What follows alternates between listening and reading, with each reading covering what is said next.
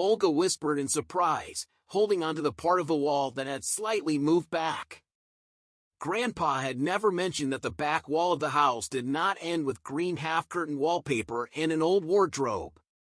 Her heart raced with fear, surprise, and curiosity all at once. Yes, it was definitely a door, revealed by the remains of old wallpaper. Olga could clearly see the outline of a small 1.5-meter door, although there was no handle. The door opened towards an unknown room, or maybe even the street. Olga's mind was spinning with questions, but her curiosity overpowered her fear. She pushed the door and found herself in a dark room with a musty smell, mice, and something else unpleasant. She couldn't turn on the light because there was no electricity in this part of the house. Using her phone flashlight, Olga looked around and realized that she had discovered a room that she had never even suspected existed. It was very small, only about 2 to 3 meters, and the walls were lined with bookshelves. In the corner, she noticed a small old chest with an impressively large lock. Olga wondered why such a huge lock was needed to secure the chest. Did it even belong to her grandpa? Did he know about the existence of this room? Olga stood in the middle of the mysterious room, trying to grasp her thoughts, when her friend Katya called. She urged Olga to come back to the city and not to disappear without a word. Olga replied that she needed to rest and come to terms with everything that had happened, including her relationship with Oleg. "I never thought he would be such a scoundrel, bringing his mistress into our apartment. Well, it's in the past now. It's my fate and I can't do anything about it." "Where are you now, Katya?" "I went to the village, where I spent all my childhood years with my grandparents. I usually spent my summer vacations here, and sometimes visited with my mother in the winter," Olga replied. "Listen, I can't leave you there alone. Tell me the address and I'll come pick you up," Katya said, giving Olga the village address. Olga left the secret room and decided to clean up the kitchen, knowing that Katya would arrive in about 3 hours. Today is Sunday, so there shouldn't be any traffic in the city, and it's not even noon yet. But Katya has already parked her Mazda at the gate. Now, 2 cars are parked in the house where no one has lived for over 2 years. I wonder what the villagers think about this, although they don't really care about other people's cars. It's the beginning of May, which means they are all enthusiastically planting potatoes and other root vegetables in their gardens. Olga invited her friend into the house, and Katya walked cautiously on the creaky floorboards, looking around. Unlike Olga, she rarely visited the village. It's not easy for a city person to get used to rural life. "That's how I live for now," Olga sighed. "I left the city like a scalded cat, from all the troubles. Look at how beautiful it is." Olga opened the window and the fragrant smell of blooming lilacs filled the room. The hard-working bees collected honey from its flowers. "I'm like these bees. I've been buzzing around this house since yesterday," Olga smiled at her friend. "You know, it seems like I've never felt so bad before. When I saw those 2 in my apartment yesterday, I thought I was going crazy. The first thing that came to my mind was this house, where I've never felt bad. It's always been cozy and nice here." "I understand you, my dear," Katya sighed and hugged her friend. "You're strong, you can handle it. Everyone gets what they deserve in life. Everything will be fine for you. And as for your Oleg and his little fling, we'll have to argue about that. He has good taste, he found himself a pretty young girl. And you're only 28, with a toned figure, beautiful hair, and almost model height. You're a beauty. What did Oleg miss out on?" Olga interrupted sharply. "There was enough, but let's not talk about it anymore. Let's close this topic once and for all. I told him yesterday that his spirit should not be in our apartment anymore. Let him move in with his parents. I calmed down my friend Olga. He has no other place to live, and the apartment is not fully his according to the documents. But my late mother did not leave me without housing. Now I am a round orphan without a mother, husband, grandmother, and grandfather. But I have an apartment in the city and a house in the village. Oh, it's hard, sighed Katia. You can't envy me. And how long has it been since you came here? Olga asked sadly. I visited last summer and in the fall, Katia replied. After my grandfather's death, 2 years have passed, and the house has become completely empty. Oleg and I visited occasionally to keep an eye on it. And yesterday, our neighbor Aunt Valia dropped by and brought some goat's milk. Will you have some? No, thank you, Katia declined. I'm afraid my city stomach won't agree with me. You're my city stomach, Olga said with a smile, pouring herself a glass of milk and taking the first sip with pleasure. Katia watched her friend closely and poured herself half a glass of the unknown liquid. What a visit, Olga winked at her, raising her glass to toast. Katia couldn't even imagine how correct the toast was, sitting in the small kitchen of the village house in a remote village. For the rest of the day, the friends cleaned up the house to make it more or less suitable for living. They had to work hard to tidy up the back room, which Olga covered with an old wardrobe that had been in that spot for who knows how long. Grandpa's house was old but sturdy. His father built it in the early 20th century, and he lived here with his wife and 2 sons, Victor and Ivan. Grandpa used to tell the story that his brother fell seriously ill at the age of 25 and died. Only one son was left with the parents. The house was small, with a kitchen, a living room, a bedroom, and a small hallway. There was enough space for everyone, a porch, and 2 closets where it was so great to sleep in the summer. The wooden house had a special atmosphere, always calm, reliable, and somewhat magical. At least that's how it seemed to little Olga when she came from her usual routine. Olga, who lived in a city apartment, visited her grandparents, Grandpa Vanya and Grandma Anna, in the countryside. She explored the back of the house from the street side, and as usual, behind the back wall was a large addition that Grandpa and Grandma called the barn. It was a fairly large space used for storing grain, farm tools, and other useful rural items. Olga never thought that the barn had an extension and didn't end with a simple wall. The entire structure was meticulously designed, so at first glance, you wouldn't notice that there was also a secret room. Olga wondered who came up with the clever idea of building the barn this way, Grandpa or Great-Grandpa. As evening fell, Olga and her friend Katia, who had come to visit after a hard day's work, turned on the lights in the room, opened the windows, and listened to the birds singing.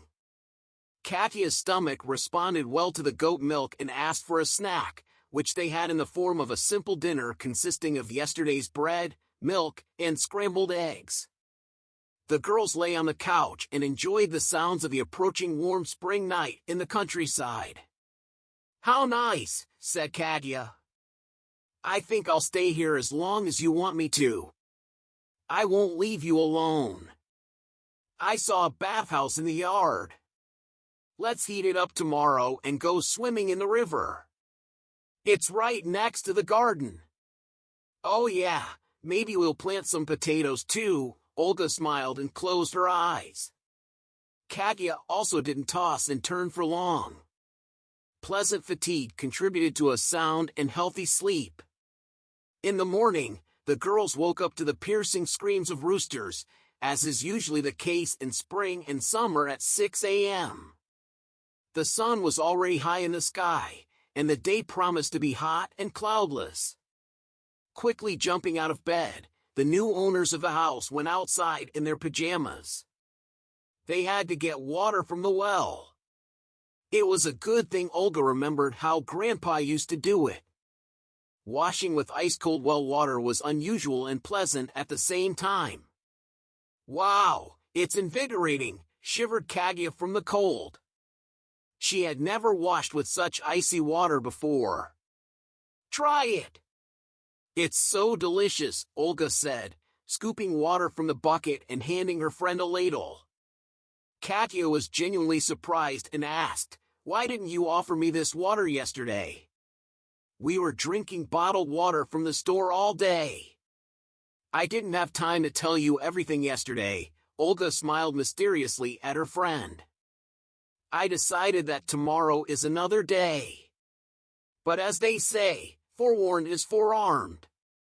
"What other secrets exist in this little paradise corner?" jokingly asked Olga to her friend Kaguya. "You know, this is just the kind of situation where it's better to see it once than hear about it 100 times, whispered Olga.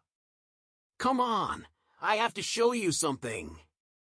Curious by nature, Kaguya silently followed Olga. From the first words of her friend, she understood that they were talking about something scary and interesting. And when she saw the outline of a small door behind an old chiffonier, she was almost speechless.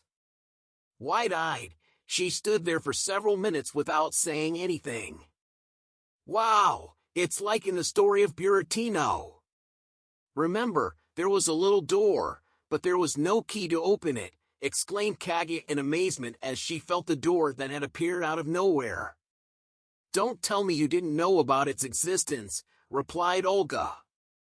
"Exactly, I never even suspected," answered Kaguya. Olga pushed the door open and led her friend into a secret room. "We need a key, not for this door, but for that trunk over there," said Olga. Kaguya was amazed as she examined the old trunk and the large padlock. "This is so cool, this is an adventure." "Let's take it outside, it will be easier to examine," suggested Olga. The two friends grabbed the trunk side handles, but they couldn't budge it. No matter how hard they tried, the trunk wouldn't move even a centimeter. "Is it glued or something?" asked Kaguya. Olga examined the spot where the trunk was and realized that it was firmly attached to the wall. They couldn't take it out of the room. "Listen, Olga, your grandfather was a great inventor," suggested Kaguya. "You never know how to save a trunk from robbers unless you take the wall with it. Maybe there are countless treasures inside." Kaguya was bursting with curiosity. She had always dreamed of opening a detective agency in her childhood. She was always drawn to suspenseful movies with unexpected endings, but she never thought that she would get a chance to uncover the secrets of an old village house like this. She didn't even think about going home. Olga was glad that Kaguya had come, and now she wouldn't have to deal with all of this alone. A month ago, she quit her job as a notary assistant because she absolutely hated working in the notary office for 6 months and decided to find a new place of employment. However, she couldn't find a suitable option, so she was completely free. Olga had to call her boss and inform them of sudden family circumstances that required her to take a short vacation, but she didn't inform her colleagues about it. At least she was sure that she had secured herself a peaceful rural vacation for the next 6 weeks. Olga had been teaching English to children in a private school for several years, and the school year was coming to an end, so her boss agreed to give her another paid vacation without any problems. Not knowing where to start, the girls decided to visit Aunt Valentina, buy goat milk, and find out more about Grandpa's life. Sometimes it seems like you know everything about your loved ones, but more often than not, that's not the case. Furthermore, Olga spent most of the year in the city and rarely visited the village. Life in the village was bustling early in the morning, and Aunt Valia had been up for a long time when the girls came to her yard. She was milking a goat named Manka, who was chewing grass near the fence and curiously watching the uninvited guests. Olga's neighbor warmly welcomed the girls, wiped her hands with a clean towel, and poured milk into a jug. "Here are some vitamins from the heat," Aunt Valia joked. "I see you're not alone today and decided to spend your vacation in the village together." "You could say that," Olga modestly replied. "Meet my best friend, Ekaterina. Aunt Valia treated her to some of your Manka's milk yesterday, and now we're both asking for more." "My Manka gives the most delicious milk in the village," Aunt Valia rejoiced. "With such livestock, you don't need any medicine. Drink milk, and you'll be healthy for sure." Finally, Katya intervened in the conversation. "I've never had such delicious milk before. I slept like a log." "Oh no," Aunt Valia objected. "That's just fatigue. You had to work so hard yesterday. I saw the light in your window. And the country air promotes good sleep. Everything here is healing: milk, air, and water. No need for sanatoriums." In between the conversation, Aunt Valia brought out bread baked in a Russian oven from the house. "Cold homemade kvass. Here, everything will come in handy. You won't be satisfied with just milk. I will bring you some potatoes today. You both need to fatten up. Look how skinny you are," Valentina said cheerfully, showing off her not-so-skinny waist. She was one of those women who are said to have milk and blood. Olga knew Aunt Valia since childhood. Valentina was always hardworking and thrifty. She worked at the post office until retirement, delivering newspapers and magazines. She kept her home clean, worked in the garden, and took care of the animals. Her husband, Viktor Nikolaevich, worked as a master in a collective farm. He was hardly ever home in the summer due to planting, haymaking, and harvesting, which required constant repairs to the farm equipment. But Aunt Valia and Uncle Vitya lived in harmony, and they never even had a fight. Now that Aunt Valia's husband was also retired, they managed the farm together. Uncle Vitya spent all his free time fishing on the riverbank. It was a shame that such good people had no children. They lived alone in their old age, and no one visited them. That's why the Famans were always happy when Olga came to visit. They considered her their daughter since childhood. "I'm living in my grandfather's house now," Olga continued the conversation. "I used to think I knew my relatives very well, but now I realize I was wrong. I miss my grandma and grandpa. Can you tell me how they live without me? What is there to tell?" Valentina sighed. "They always lived modestly, just like us. They were 10 years older than you and Victor. Anna passed away 7 years ago, and Ivan is 2. It was hard for him without his sister. You were the only one who saved him. I remember he would come to us in the evening and tell us about you. He was so proud of you for learning foreign languages. But no one else came to their house anymore. Our village is not small, almost 200 households. Now only old people are left, and the youth has all moved to the city." "I see," Olga nodded. "And what about my grandpa? Did he have any friends?" "Your grandpa was a joker," Valentina smiled. "He had plenty of friends and acquaintances. Not only grown men but also young ones. He could find common ground with anyone." "I'd like to know more about your grandpa," Olga said, not knowing how to steer the conversation in the right direction. "Can you suggest to us who we can meet all of his old friends? We have nothing else to do anyway. Maybe later I'll write a book about my grandparents." Olga supported the idea, and Valentina said that everyone wants to write about city dwellers and educated people, but no one remembers ordinary rural residents like us. "Write it, my daughter, definitely write it," she said. Who did Olga's grandfather talk to more than anyone else? Katya asked unexpectedly. We'll record all the memories that remain of him, Valia suggested. Maybe we can go to Seaman Kopylov. He lives nearby in a large 2-story house, she added. They thanked Aunt Valia for the treat and went outside to talk to their neighbors. It was hot outside, so they decided to bring the groceries inside and come up with a plan for their next steps. The idea of writing a book came to Olga's mind, and she thought it was brilliant.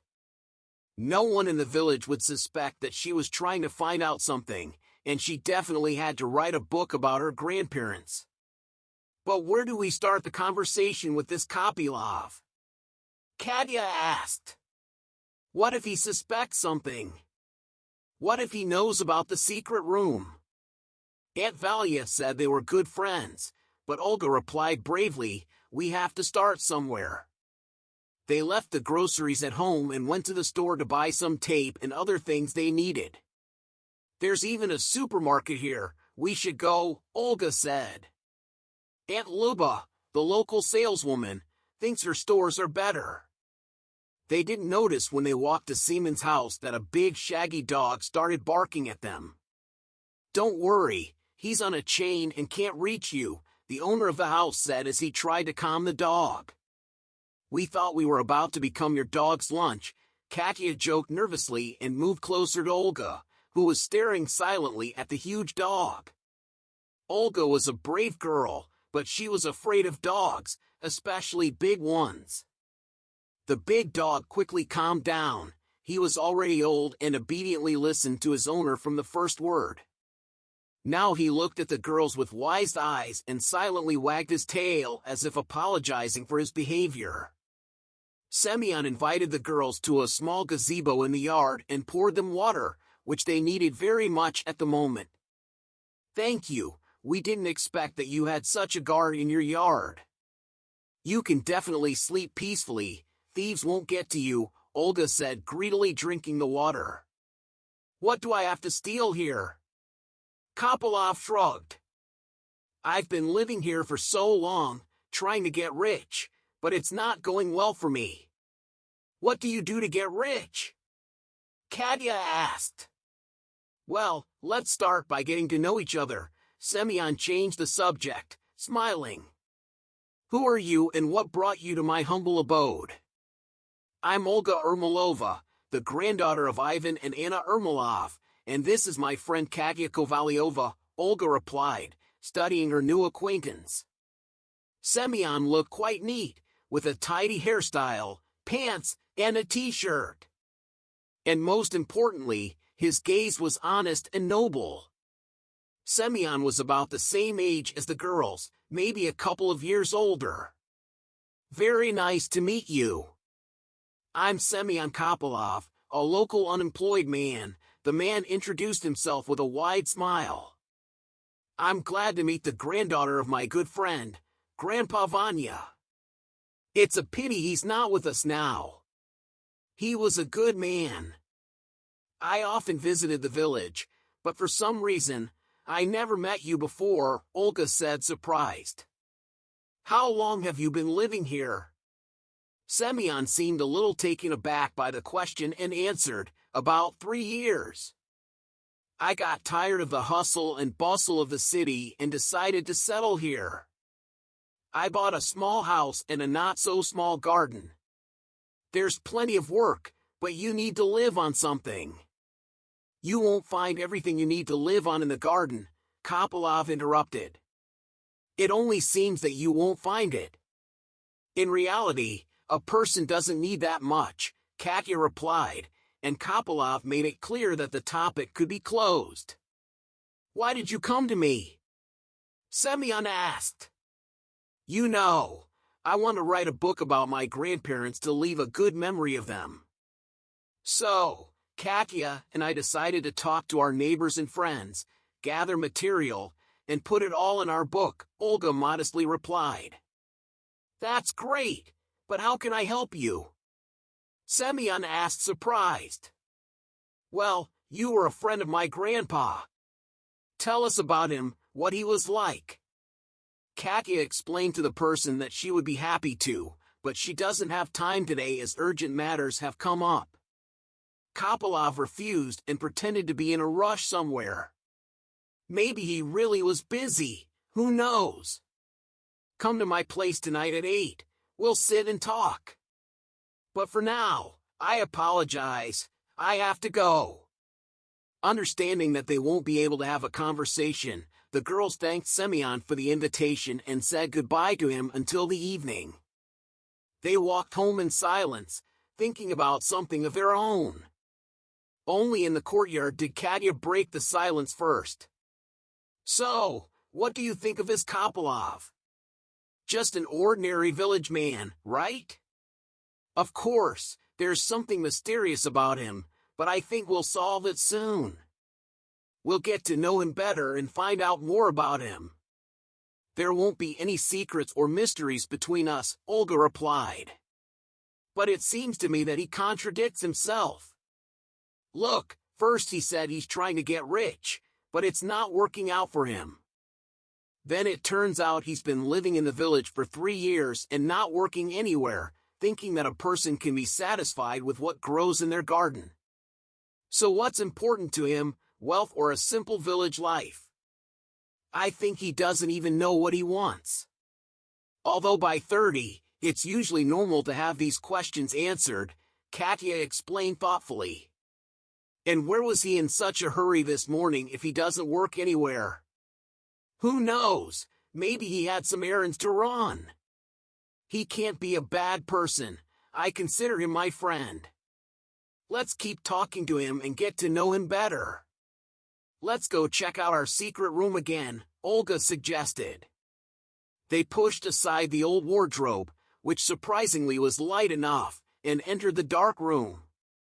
The flashlight from their phone illuminated the shelves of books, which were covered in dust and mold in some places. The girls decided to study what books their grandfather had read and take them out of the room. The books turned out to be unusual, mostly scientific, related to geology, astrology, chemistry, and physics. Wow, your grandfather seems to have been a great scientist. He probably had 2 higher educations, Katya exclaimed. You're saying something. He didn't even have 1 higher education. He worked his whole life repairing equipment in the collective farm, so he must have been hiding his knowledge from everyone. Let's study the rest too. I wonder what else they read in this humble village house. Katerina continued to be curious. The longer she studied the literature she found, the more questions arose. Among the books were ancient books about precious metals and methods of their processing, encyclopedias about the plant and animal world, several books were devoted to geography, and one was about spells and love potions. Many of the found books were written in the mid-19th century. Wow, Olga, if you put these books up for sale, you'll make a lot of money. We're only at the beginning of our investigation, and we've already found so much, said Katya happily. Let's still try to open the chest. Maybe the key is somewhere in the room. However, the search for the key was unsuccessful. The chest was firmly attached to an iron table, which served as a kind of shelf, and was embedded in the concrete floor. To remove the table together with the chest, one would have to break the concrete. The lock on the chest was also unusual. I've never seen such locks before, said Olga. Most likely, it's also very old, like the books. And it's attached to the chest, so you can't just tear it off. To break it, you need to apply tremendous force. Let's still try to find the key. If it's not in the room, it may be hidden somewhere in the house. But where could it be, wondered Katya. Yesterday, we cleaned the house, but we didn't find anything similar to an old key. You discovered this room completely by accident, which means the key, like the room, is hidden not just anywhere on the shelf, but also in a secret place. What could be hidden in this chest? Olga asked. I'm definitely not going to sleep today, Katya replied. You say that now, but by evening, you'll be tired. So, let's go to the store, buy some food, cook something, and think about what to do next, Olga suggested. The friends walked to the village store without any adventures. It was the first half of May, but the sun was shining as if it was already midsummer. The street was empty, except for two boys on bicycles who passed by holding cups in their hands. Opening envy at her friend's ice cream, they looked at the playful boys and hurried to the store. This is heaven on earth, sighed Katya when she found herself inside the cool room. Hello, Aunt Gal, Olga greeted the short, plump woman who smiled and at the same time attentively studied the city guests. Hi, the saleswoman replied. Olga, did you come on vacation to us? Isn't it too early and in the middle of summer? Haven't you waited for me before? What are you doing here? Mom and Grandma have been gone for a long time, and Grandpa has been buried for 2 years. I was in the village for a week, and you only came to see me today. Why a week? Olga was surprised. I've only been living in the village for 2 days. She looked skeptically at Galina. A week ago, the light was on in Grandpa's house windows. I came home late, and the inventory took a long time. So I had to stay until almost midnight. I also thought you didn't come by car as usual, but by bus. So tell me, how long have you been in our area, but for some reason, you don't show up? I've only been here for 2 days. What's the big deal? Olga said, and she looked at her friend Katya, who stood frozen and couldn't say a word.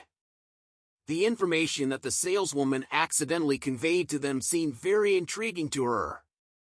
Well, why did you come to buy something? Are you planning to move? Olga interrupted her thoughts. Yes, Aunt Gal, we need some large fruits and olive oil, Olga said. We only have sunflower oil, the saleswoman replied and put all the products on the counter. Can we also have a brighter flashlight and about 5 candles? Katya unexpectedly added. You should also ask for a kerosene lamp, Galina joked. We've had electricity in every house in our village for over half a century, but there are still flashlights and candles in my store. After paying for their purchases, Katya and Olga left the store. For a while, both walked in silence, thinking about something. Katya was the first to break the silence. Olga, are you thinking about the same thing as I am? She asked, looking at her pensive friend. Yes, quietly, Olga replied. Who do you think turned on the light in my house a week ago when I arrived? The door was locked, and there was, of course, a small mess inside, but I thought it was because it had been empty for a long time. No one lived there. I didn't notice anything suspicious. Of course, how could you notice anything if your head was filled with thoughts of Oleg and his girlfriend? Katya guessed. Remember, you should have noticed something. A stranger should have left traces. But what was there to notice? Everything was normal, although things were scattered in the kitchen. I thought I couldn't leave the house like that, so I quickly cleaned up and forgot about everything. I remembered Olga. Yes, of course, you are such a neat freak. You quickly clean everything up. Katya smiled at her friend. The girls reached the house unnoticed and prepared buckwheat and radish salad with fresh greens. How did you discover this secret door? I never noticed it before, Katya unexpectedly asked. Well, I noticed that the wardrobe was not in its usual place, but slightly to the side. I approached the wall and started examining the old wallpaper behind the wardrobe. They were gray. Apparently, my grandmother decided to save on wallpaper and left the wall behind the wardrobe unglued. I became interested and approached closer to study the wallpaper. I leaned on the wall a little, and it began to move inward, Olga said. Last time you were here, was the wardrobe in this place or in the old one? Katya asked. I never noticed where it was before, so I couldn't have guessed that there was a secret door. This means only one thing, it's mysterious, whispered Katya. There is someone in the village who knows about the existence of this room. This someone was here a week ago and moved the wardrobe. But he certainly did not know that you could suddenly come. And this someone has a key to my house. He was able to enter without breaking the lock, Olga said quietly, and she herself was a little scared of her guess. To think that a complete stranger can freely walk around your house can hardly make anyone happy. The friends looked at each other in silence, wondering what to do next. I'll prepare dinner, and you can relax. You can browse through some books. Maybe you'll find something interesting. That's what I'll do now, Olga said happily and began to leaf through the first pages of the book. Ancient rituals and spells. I never thought you could do something like that, Katya said. Katya hummed to herself while flipping through the pages one by one. It seems that this book was very popular in its time, as some of the pages have been worn out and are close to turning to dust. The year of publication is 1891, so how old is it? Suddenly, between the old, dirty pages of the book, Katya noticed a white piece of paper with the following content: 25 Provaya Street. Svetlana has already prepared dinner. Are you hungry, Katya? Katya wondered who this Svetlana was, as the note seemed to have been written recently. Let's go and check out this address, suggested Katya to her friend Olga. They quickly found the street and house in the city on their phone's navigator and drove there. The house was in a suburban area and looked neglected. The yard was cluttered with garbage and old items, but there was also a well-fed and well-groomed dog in a kennel. The girls wondered who the owners were and what their story was. Great, the kind girl greeted the dog Katya. Where are your owners at the moment? A man around 45 years old came out of the house. Seeing the uninvited guests, he was surprised but decided not to be too friendly with the girls. Who are you and what are you doing here snooping around? Good day, the girl decided to find a common language with the owner of the house. Katya and I are looking for Svetlana. Can you tell us if she's home? What other Svetlana? Get out of here before I let the dog loose on you, the man angrily replied and slammed the door, disappearing from the girl's sight. It seems like we have nothing to catch here, Olga sighed, settling into the car seat. Let's go home. This is definitely not the house we need. I wouldn't be so sure about that, Katya objected. Svetlana could very well live in this house. We don't know who she is or how old she is. We don't know anything. Katya hit the car panel in frustration. She had hoped to uncover the mystery of the secret room, but nothing came of it. The whole way, the friends were silent, and the radio quietly spoke to them. They had agreed to arrive at 8 o'clock, but when they quietly pulled up to their rural home, the evening news announcer said it was already 10 o'clock at night. However, their sadness and fatigue were instantly dispelled when they noticed a shadow hurrying away from the house towards the river behind the garden. What was that? Olga whispered, turning pale. She had never encountered anything like this before and considered herself brave and confident, but now she felt as if she had been replaced. She approached Katya, hugged her, and realized how happy she was to have her by her side. Who could that be? She asked. I think it's the same person who knows our secret. Most likely, he couldn't wait to get into the house. He snuck into the yard when it got dark, but he didn't manage to get into the house. You see, the house is locked. He clearly didn't expect us to come back today.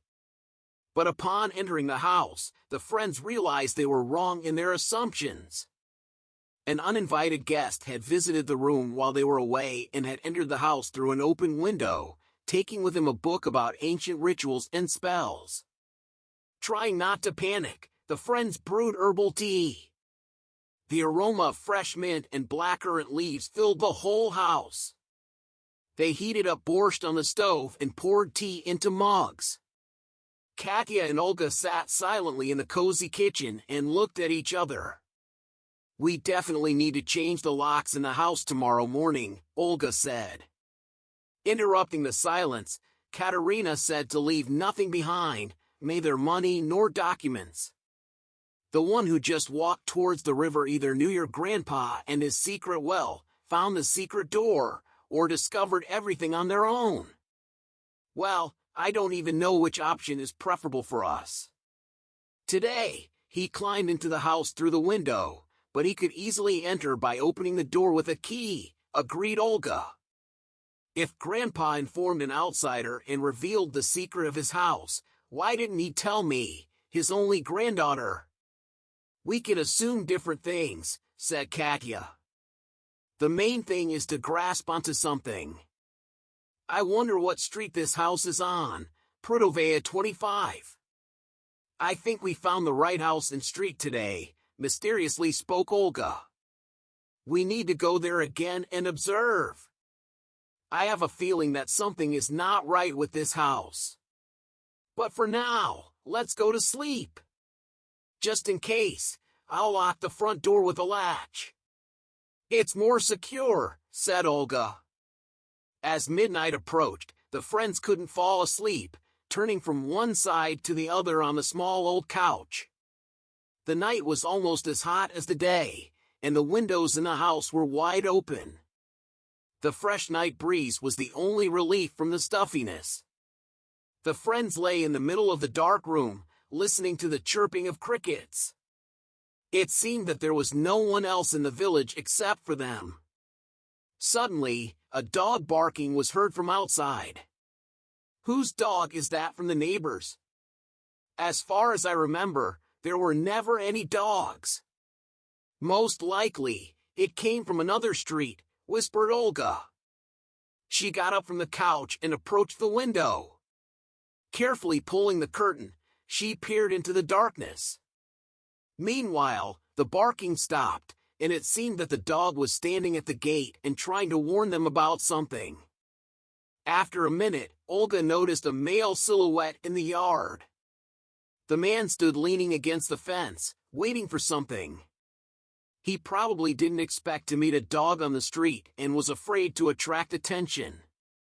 Time passed, and the dog didn't hurry to leave the gate, realizing that it could wake up the owners. The stranger suddenly opened the gate, kicked the dog, and crouching to the ground, ran away. The poor animal probably didn't expect that. At this turn, the dog yelped and ran away, offended, barking in the opposite direction of the street. Olga thought that at that moment there was such silence in the yard and in the house that had never been before. She approached her friend Katerina, who was sitting on the couch, struggling to see anything in the darkness. Olga asked her what had happened, and Katerina replied seriously, "It seems that someone is very unhappy with our presence in the house." She sat down on the edge of the couch, resigned. I wonder what they all want from my house. What secret does this mysterious room hold? After listening carefully to Olga, Katerina sat silently for a while. Then she suddenly got up from the couch and said, "I think we need to be smarter. Let's move to Aunt Valentina's, but we need to be very careful so that everyone in the village thinks we've left. We also need to keep an eye on the house."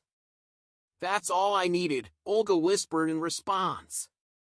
"Are you suggesting that we spy on our own house and the one on Prutovaya Street? I'm afraid we won't be able to handle it all. What's your suggestion?" Katerina interrupted her friend. I think it's not safe to stay here. Who knows what these people, I don't even know how to call them, have in mind. I think it's the same person we saw recently, Olga guessed. Tomorrow we must check everything in the yard and the barn. Maybe we'll find something interesting. The rest of the night passed peacefully. After about an hour, the girls fell asleep, but their sleep was sensitive and restless. They both dreamed of people's shadows surrounding them from all sides and not wanting to show their faces from under their masks. The next morning, the friends slept soundly until lunchtime. Hurriedly putting on their robes, they went out into the yard hoping to find some explanation for everything that had happened. The yard was empty, only the open gate swung sadly on rusty hinges and creaked plaintively on the fence. A large ginger cat sat lazily by the fence, squinting in the sun and yawning. He was sitting in the same place where the stranger had stood yesterday. The grass was heavily trampled.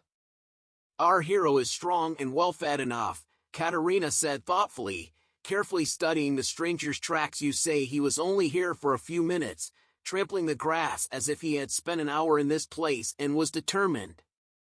He was tucking delicate greenery into the ground. Wait, what's this? Katerina bent down and picked up an object from the grass. Olga looked curiously at the unexpected find. In Katerina's hands was a small silver button. It seems our slow friend was caught off guard at night. He never expected that a street dog would give him away, even losing his button. Olga smiled. Well, we have our first tangible evidence. We just need to understand what exactly it proves. Yes, sighed Katerina and walked towards the shed. As often happens in a village, the shed was locked with a simple wooden latch. The villagers are sure that there is nothing to steal from them, so they don't bother buying locks for their outbuildings. A light touch with a little finger and the shed is open. After the bright midday sun, it was difficult to see anything inside the shed, but what the friends saw made them shudder. The floorboards in the old small shed had long rotted away. But someone had clearly been disturbed. The boards were lying haphazardly in a corner and the earth around was all dug up. A shovel stood at the entrance, as if patiently waiting for the work to continue. My goodness, exclaimed Katerina. I don't know if they were looking for treasure or hiding something, but there is definitely something more to all of this, Olga supposed curiously. I wonder what kind of excavation is going on here. Let's go back to the house. I remember something, said Katerina mysteriously. She grabbed her friend's hand and led her to the porch. In the house, she began to sort through the books found in the secret room. Look, she said, holding up an old notebook with a thin cover. The word treasure was clearly highlighted on the first page. I know what I'll be doing tonight. I'll definitely read this manuscript, Katerina happily told her friend. If you can, Olga replied regretfully. Most of the notebook's 55 pages are unreadable. Time and unsuitable storage conditions have taken their toll. Our find is irretrievably lost. We'll see about that, Katerina replied confidently. There is still much to be learned from what remains. I believe this is no coincidence. An old notebook and a dug-up shed prove that someone else knows about the secret room and that someone desperately wants to get into the house. Having prepared a simple breakfast, or rather, having breakfasted simply, they set out to investigate. It was already lunchtime. The girls quickly ate and started studying the contents of the notebook in the evening. They didn't wait, as they were very interested in the mysterious find that Olga had discovered. She was right, there was little left of the previous text and the notebook was well worn. Its owners clearly didn't care about preserving valuable manuscripts. Katya noted in surprise that they couldn't even say who the author of the notes was. It seemed like someone had intentionally erased this information, trying to hide valuable information. "I have an idea," exclaimed Katya. "Let's go to the city to see my old acquaintance. I think he can definitely help us unravel the secrets of this notebook." Katya took out her phone and dialed someone's number. "Hello, Arkady Semyonovich. This is Katya. How are you? I would like to meet with you. Can you spare some time for me?" "Great," Katya said happily as she turned off her mobile phone. Arkady Semyonovich Zavarzin is a professor who gave us lectures on document management. He's a wonderful person and an excellent specialist. I think he can explain a lot, but first we need to change the lock on the front door," Olga objected. "I'll run to the store. I hope to solve this problem quickly. I'll ask Uncle Vitya to replace it with the old one." "Done," Katya said, watching as Olga disappeared behind the door, rushing towards the store. 30 minutes later, she returned home alone. "There's nothing like that in the village store," the girl sadly explained. "Uncle Vitya went to the forest in the morning, and when he'll be back is unknown. I'll go to the city alone. You stay at home. I'll try to come back before dark. I don't think our night friend will dare to enter the house in broad daylight," Katya replied hastily, gathering all the necessary things and carefully putting the notebook in a bag. She got into the car and drove away. Kolya saw her off and returned home to do household chores and study the remaining literature. The girls had no idea that they were being watched from behind the bushes growing wildly around the corner of the house by mysterious figures. The stranger really didn't want Katya to return back on the wide country road. Katya was driving towards the city at 1 p.m. and had to finish a lot of work before evening. Happily pressing on the gas pedal, she sang a song and tried to gather her thoughts. 2 hours later, her car abruptly stopped near a beautiful small mansion. Professor Zavarzin lived in a private sector of the city, surrounded by lovely houses. Katya loved to visit the professor and his wife. Arkady Semyonovich knew how diligently Katya performed the tasks assigned to her since their time working together at the university. A few years ago, the girl helped the Zavarzin family in arranging valuable family documents. Since then, they became even closer friends and communicated quite often, despite the large age difference. This year, the professor and his wife were supposed to turn 82 years old, but that didn't bother Katya. She adored listening to their stories over a cup of tea. She thought that this intelligent couple could charm anyone, not just Vladimir or Arkady Semyonovich. The woman greeted the girl warmly in the hallway and invited her into the living room. The professor fussed at the table and clinked cups. "Let me take care of our dear guest." As usual, he tenderly addressed his wife and kissed Katya's hand.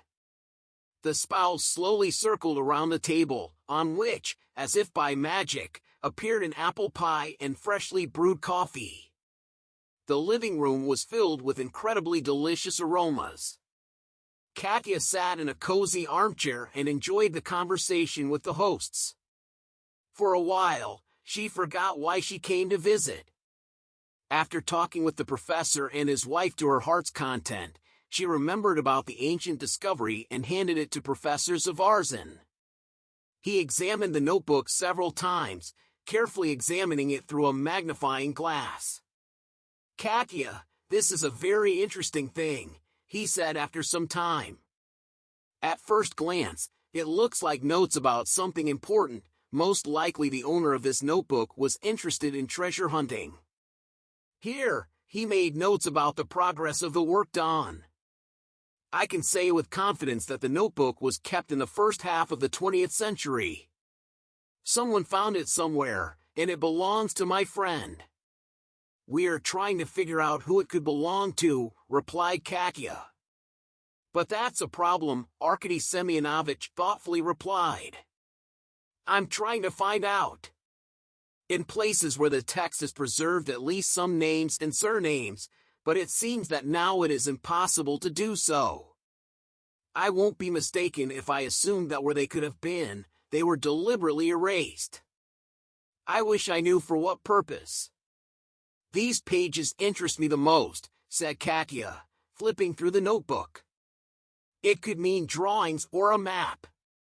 You see, this symbol denotes a residential building, either a shed or a bathhouse. Studying the drawing in the notebook with curiosity, the professor replied, but there is no symbol that would indicate the location of the treasure here. Thank you, Arkady Semyonovich, you have helped me a lot. Now it will be easier to understand this vague matter. Katia thanked him. Thank you for the treat. It was very nice to see you again, but I have to hurry home to my friend's wife, said Katia, thanking the hospitable hosts once again and hurrying back to the village. Meanwhile, Olga was busy preparing a light vegetable soup with leather, and we were interested in studying the books and other papers found in the secret room. Among all the things found, she was most interested in an old album with photos, only about 15 of which had survived the test of time. Many of them were completely erased, and it was impossible to see anything on them. But 2 photos were surprisingly well preserved, and they were signed. One showed a woman and 2 small children, boys dressed in shirts and caps, while the woman had a scarf tied around her head, and her serious, thoughtful expression indicated that there were few happy moments in her life. Ermolova Marfa Efimovna, Olga read with difficulty the inscription on the back of the photo. So this is my great-grandmother. And this is Grandpa with his brother. They were only 2 years apart. He's definitely Grandpa, Olga guessed, but he's still quite young here, probably no more than 40. And who is this? I've never seen him before, she asked, turning the photo over and not believing the inscription. On the first photo, the inscription was also old, the one who signed it used ink. And on this one, someone wrote one word hate with an ordinary pen. Apparently, the photo was recent. Besides the photo album, Olga was enthusiastically flipping through old books about magic spells and witchcraft. There were very unusual books among them about the ways of treating various diseases. The more books the girl flipped through, the more amazed she was. Where did they come from? Who used them? It created the feeling that a real witch once lived in their house. She couldn't find any other explanation. Time was ticking on the wall, and the hands were approaching 8 p.m. when someone unexpectedly knocked on the door. Olga woke up from her thoughts and saw a car parked at the gate. She quickly opened the door and let Katerina into the house, then closed the door behind her. It looks like we have a real treasure here. This notebook will help us find it, Katerina said, throwing it on the threshold. She told Olga everything she had learned. After hearing everything, Olga sat silently for a while, as if trying to find some explanation for everything that was happening, but she was not doing well. She shared her discoveries and assumptions with her friend and showed her the photos. There were 24 books in the room, one of which was taken by a stranger. They all had great value. Of course, no one would treat anyone with them now, but I think they were widely used in medicine 100 years ago. It turns out that my ancestors were engaged in healing in witchcraft, Olga whispered, amazed at her own guesses. Everything is possible. Why not? In villages, there have always been and still are people with supernatural abilities. Katerina tried to calm Olga down. I think we should ask the locals in the village about your family. They can definitely give us some clue to all these mysteries. But we need to be careful. Someone else is interested in the treasure besides us, Katerina added. By the way, did you buy the lock? Olga asked. Of course, Katerina replied and began to take out the purchases brought from the city. She had gone to the supermarket and bought groceries. And we will install the lock tomorrow. It's already late today.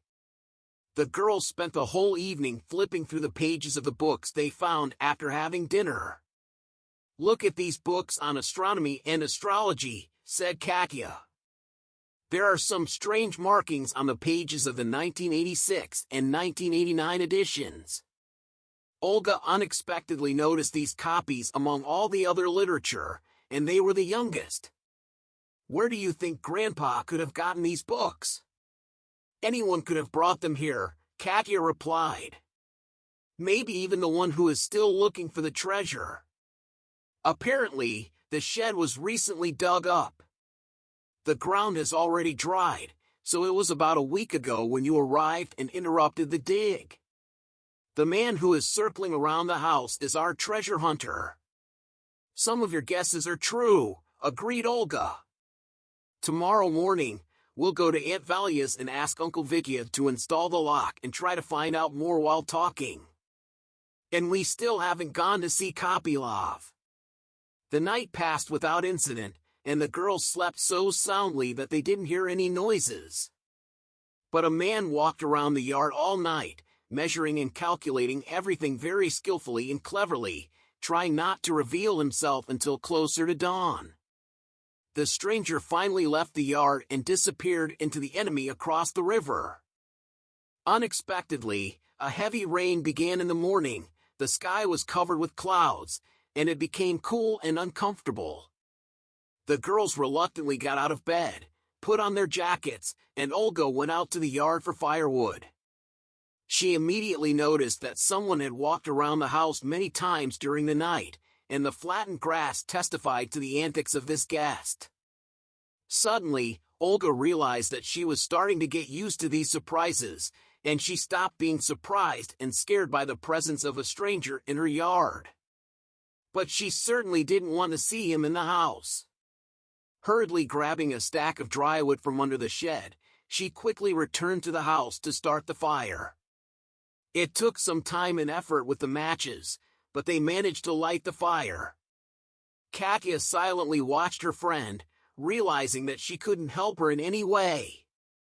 "Well, I did it after all," exclaimed Olga joyfully, listening to the crackling of the wood. "Soon it will be warm again. Someone has visited us again. There are many strange footprints in the yard." "It looks like he won't leave this matter alone," replied Katya. "The important thing is that he is quick and stubborn. He knows we noticed him, but he continues with his plan. The Olga case here clearly smells of big money, a difficult treasure, and our nocturnal guest knows much more about it than we do. We must also try not to sleep at night and keep watch in case we can find out something." "You're right, Olga, we're like two naive fools. It's time to get serious."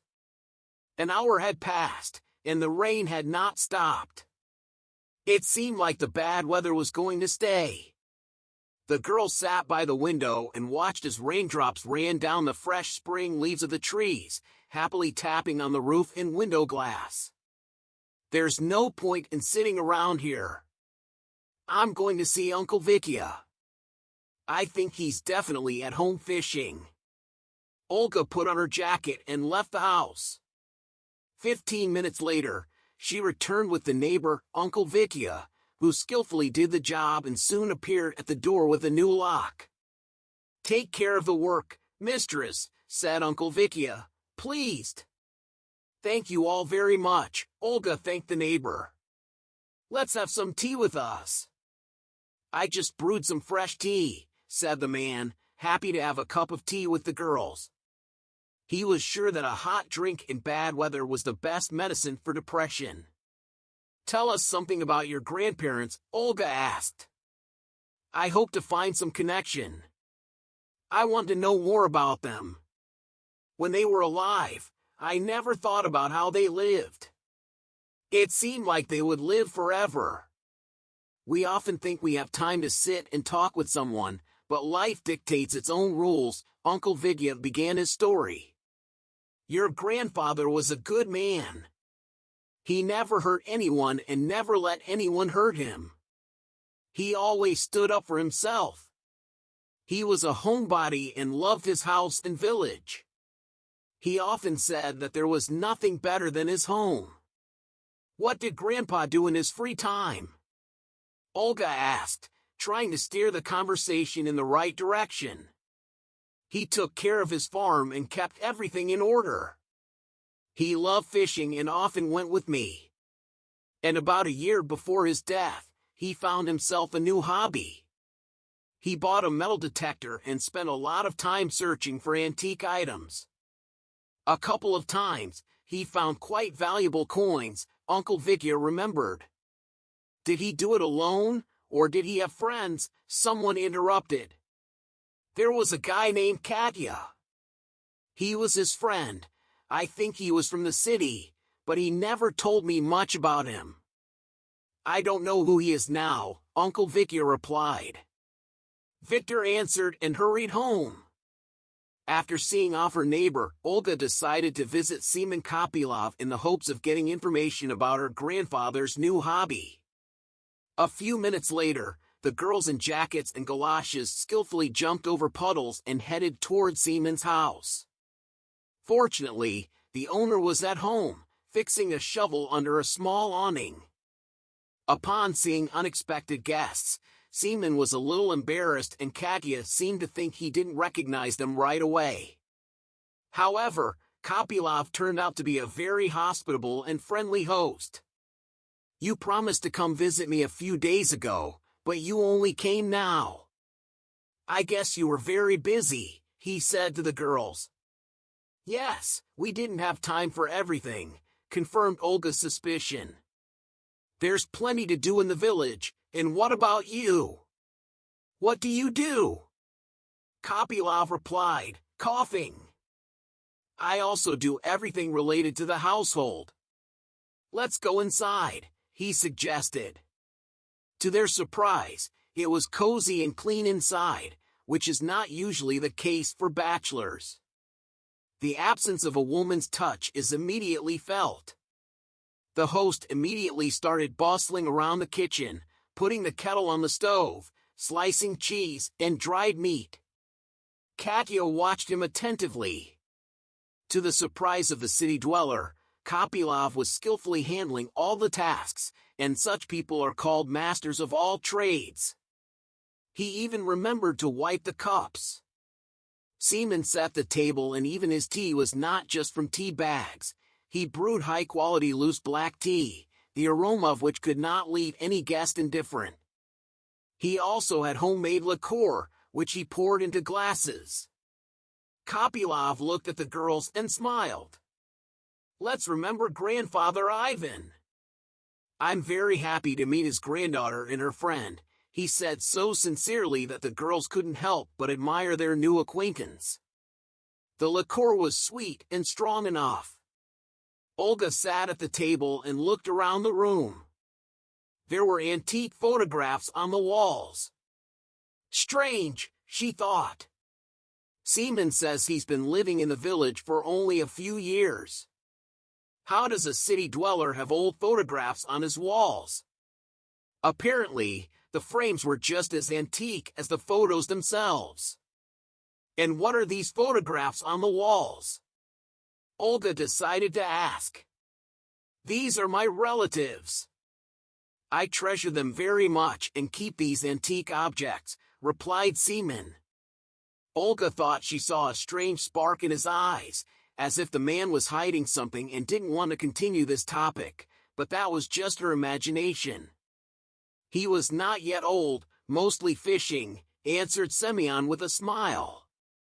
He liked to read various books and magazines. But what hobbies can there be in the village? Gardening, farming, and raising livestock. You have to keep busy. The girls spent no less than 2 hours talking in Semyon's house. The rain never stopped, so after saying goodbye to the host, the girls hurried home.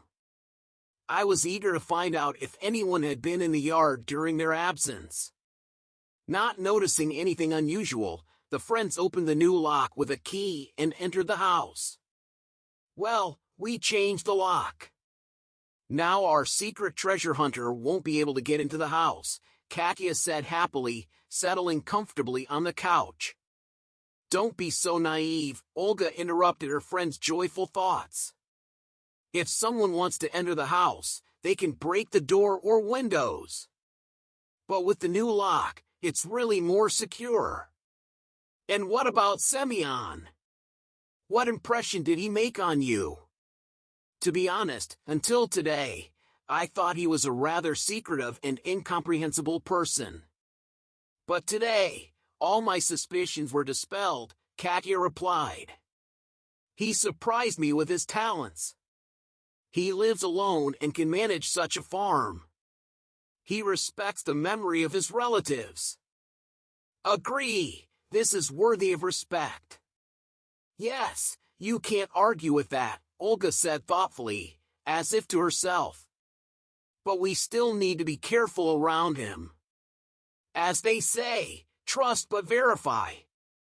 The day was approaching noon, and the bad weather didn't want to give up its position. The fire crackled cheerfully in the stove, and the girls sat wrapped in blankets, continuing to study the found books and other documents. These photos still bother me, Olga said, staring at the old, yellowed photos. One of the men is definitely my grandfather, but I've never seen the other one. Maybe it makes sense to ask the old-timers in the village. Otherwise, we'll probably never know who this person is, and we won't be able to solve the mystery of the warehouse. That's a very good idea, Katya supported her friend. But who should we go to? Do you know who among the old-timers is still in the village and where they live? I think Aunt Valia can help us, Olga suggested and headed to the neighbors. Katya decided not to lag behind and followed her. Valentina and Victor met the girls at home. The weather didn't allow them to work in the garden, so they decided to do some cleaning. Aunt Val greeted us again with a wash. Olga and the girls are happy to see you anytime. What happened? You run in the rain without fear of catching a cold. Valentina's friends were happy to see her, but the conversation turned to the same question. Aunt Val and Uncle Vitya, who in the village remembers my grandfather's family well. Who can tell us about it? Olga asked, sitting on the couch. I don't even know who to recommend to you. Marfa Ivana hardly hears, and Anna Nikolaevna has been ill lately and lives with her daughter, Valentina replied. Go to Zinaida Vasilievna. She's 87 years old, but still quite spry, and her memory is better than ours, Victor interrupted the conversation and smiled, like a woman. Zinaida can tell you a lot, Valentina agreed with her husband and quickly wrote down the old woman's address on a piece of paper, thanking her neighbors and friends. The girls went out into the street in search of the right house. Zinaida's house was at the end of the village near a small pond. Carefully opening the wooden gate, the girls found themselves in the yard. It was immediately clear that there was a host in the house. Even fences and sidewalks, neat flower beds with planted flowers gave the yard a cozy and well-groomed look. After shaking off the rain from their umbrellas on the porch, the girls knocked on the door. A 65-year-old woman opened the door and looked at them in surprise. It was immediately clear that she did not like uninvited guests and was not at all inclined to talk. Hello, Olga greeted her shyly. Sorry we came to you without warning, but we would really like to talk to Zinaida. But hello, are you collecting folklore, students? There are so many different people coming here. Well, come in, at least my mother won't be bored, the hostess replied rudely. Olga wanted to explain the reason for their visit, but Katya pulled her along with the hostess. The girls realized that Zenaida was often visited by students interested in local cultural heritage. Therefore, the woman, who apparently was the daughter of the singer's grandmother, did not ask who they were and why they came to Zenaida Vasilyevna's house. They found the old woman sitting on the edge of the bed in the room on the second floor of the house, carefully studying the newspaper with a magnifying glass. "Mom, students have come to you again. Can you receive them?" the happy woman asked. "Of course, I will receive them," the friendly old woman replied. Baba Zina smiled at her guests. Compared to her daughter Olga and Katya, she seemed kind and sympathetic. "Tamara, can you make some tea to treat these lovely girls?" she asked. "Mom, you're doing it again." Tamara waved her hand and left the room. "She's always like that," Baba Zina complained to the girls. "My daughter-in-law has never been polite or hospitable. She's as mean as a dog. And what's there to be happy about? We raised 2 sons who don't work anywhere and love to drink. That's why Tom gets nervous. My husband has already given up on them. But I feel sorry for everyone. I just can't do anything about it." While Baba Zina continued her lament, the girls carefully studied their interlocutor and the surrounding environment. The old woman was indeed quite old, with a dry, wrinkled face and hands that betrayed her venerable age. She lived in a small, clean room with a neatly made bed, a table, sparse newspapers and magazines, and a shelf of medicines. The beautiful curtains indicated that her sons and daughter-in-law, despite their difficult character, took care of the elderly woman. "We're very happy to meet you," Katya politely addressed the old woman. "We're not students who came to you for songs or to record ancient rites and traditions. We have a slightly different question for you." "A different question?" Baba Zina was sincerely surprised. "Usually people come to me for songs and to record ancient rites and traditions. But you seem to know a lot about them." "No one in the village knows them better than me," Baba Zina answered proudly. "With each passing year, there are fewer old-timers left in the village. Who will tell how we lived in the old days? We lived wonderfully. All of us in the village were close and celebrated holidays with dances and songs in the evenings. It was a wonderful time," Olga agreed. "But we wanted to know about the Yermolov family. I'm Ivan Yermolov's granddaughter, and this is my friend Katya." "Oh, the Yermolovs," Baba Zina said. "I knew them well. They were good people. Their daughter also got sick and died young." "That's my mother," Olga said sadly. "I came to the village to write a book about my relatives. But it turned out that I know very little about them. Can you tell us about my grandfather's childhood?" Baba Zina fell into thought. "Well, I was born in a neighboring village, but I moved here when I was. Surovkina got married and moved here in 1957. Your grandfather was 5 years old at the time and your brother Victor was 7. They lived together as a good, hard-working family in the village. At that time, it was rumored that the Yermolovs had 3 sons, but by the time I got married, they only had 2 left. They didn't like to talk about this story, so it was quickly forgotten." When asked what exactly was forgotten, old Katya impatiently replied that she didn't know for sure, but there were rumors that the Yermolovs had a 3rd son who got lost in the forest at the age of 3 and was never seen again, despite the whole village searching for him. Marfa, the mother, was deeply grieved as she loved her son very much, but there was nothing she could do. "Your grandfather never talked about it," almost stuttering from excitement, Olga said. "Yes, he was just a child at the time. How much could he remember from the age of 5? It's bitter and unpleasant to remember such events, so he didn't say anything," Zenaida explained. So they never found your grandfather's brother? Olga asked quietly. No, there were even rumors that it was a punishment for witchcraft, the old woman whispered. What witchcraft? Olga and Katya asked in unison. I don't know for sure, but there were rumors that your grandfather's grandmother could practice witchcraft, and her grandson paid for her sin. The old woman finished her story. Thank you, Zinaida Vasilyevna, for the information, Katya said, getting ready to go home. We will definitely come to see you again. Will you welcome us? Katya asked, taking thoughtful Olga by the hand. Of course, it's always nice to chat with good people, the old woman replied, saying goodbye to Zinaida Vasilyevna and Tamara. The girls headed towards their home. The way was not close, and they were silent all this time.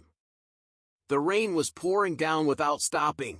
Streams of water flowed down the awning and fell to the ground in a swift stream, just like the chaos in Olga's thoughts right now. Zina's grandmother's story had revealed a very important moment in her family's history. When they arrived home, they had to quickly heat up the stove as the old house was cooling down fast. Putting on her jacket hastily, Olga went out to the yard to gather firewood. As she grabbed a handful of dry logs, she ran back to the porch. Turning around, she thought she saw someone's shadow behind the fence. Quickly closing the door from the inside, she disappeared behind it. Now it's probably clear where it came from in the house, Katya said. So many books on magic means my great-grandmother was a witch, as was supposed before.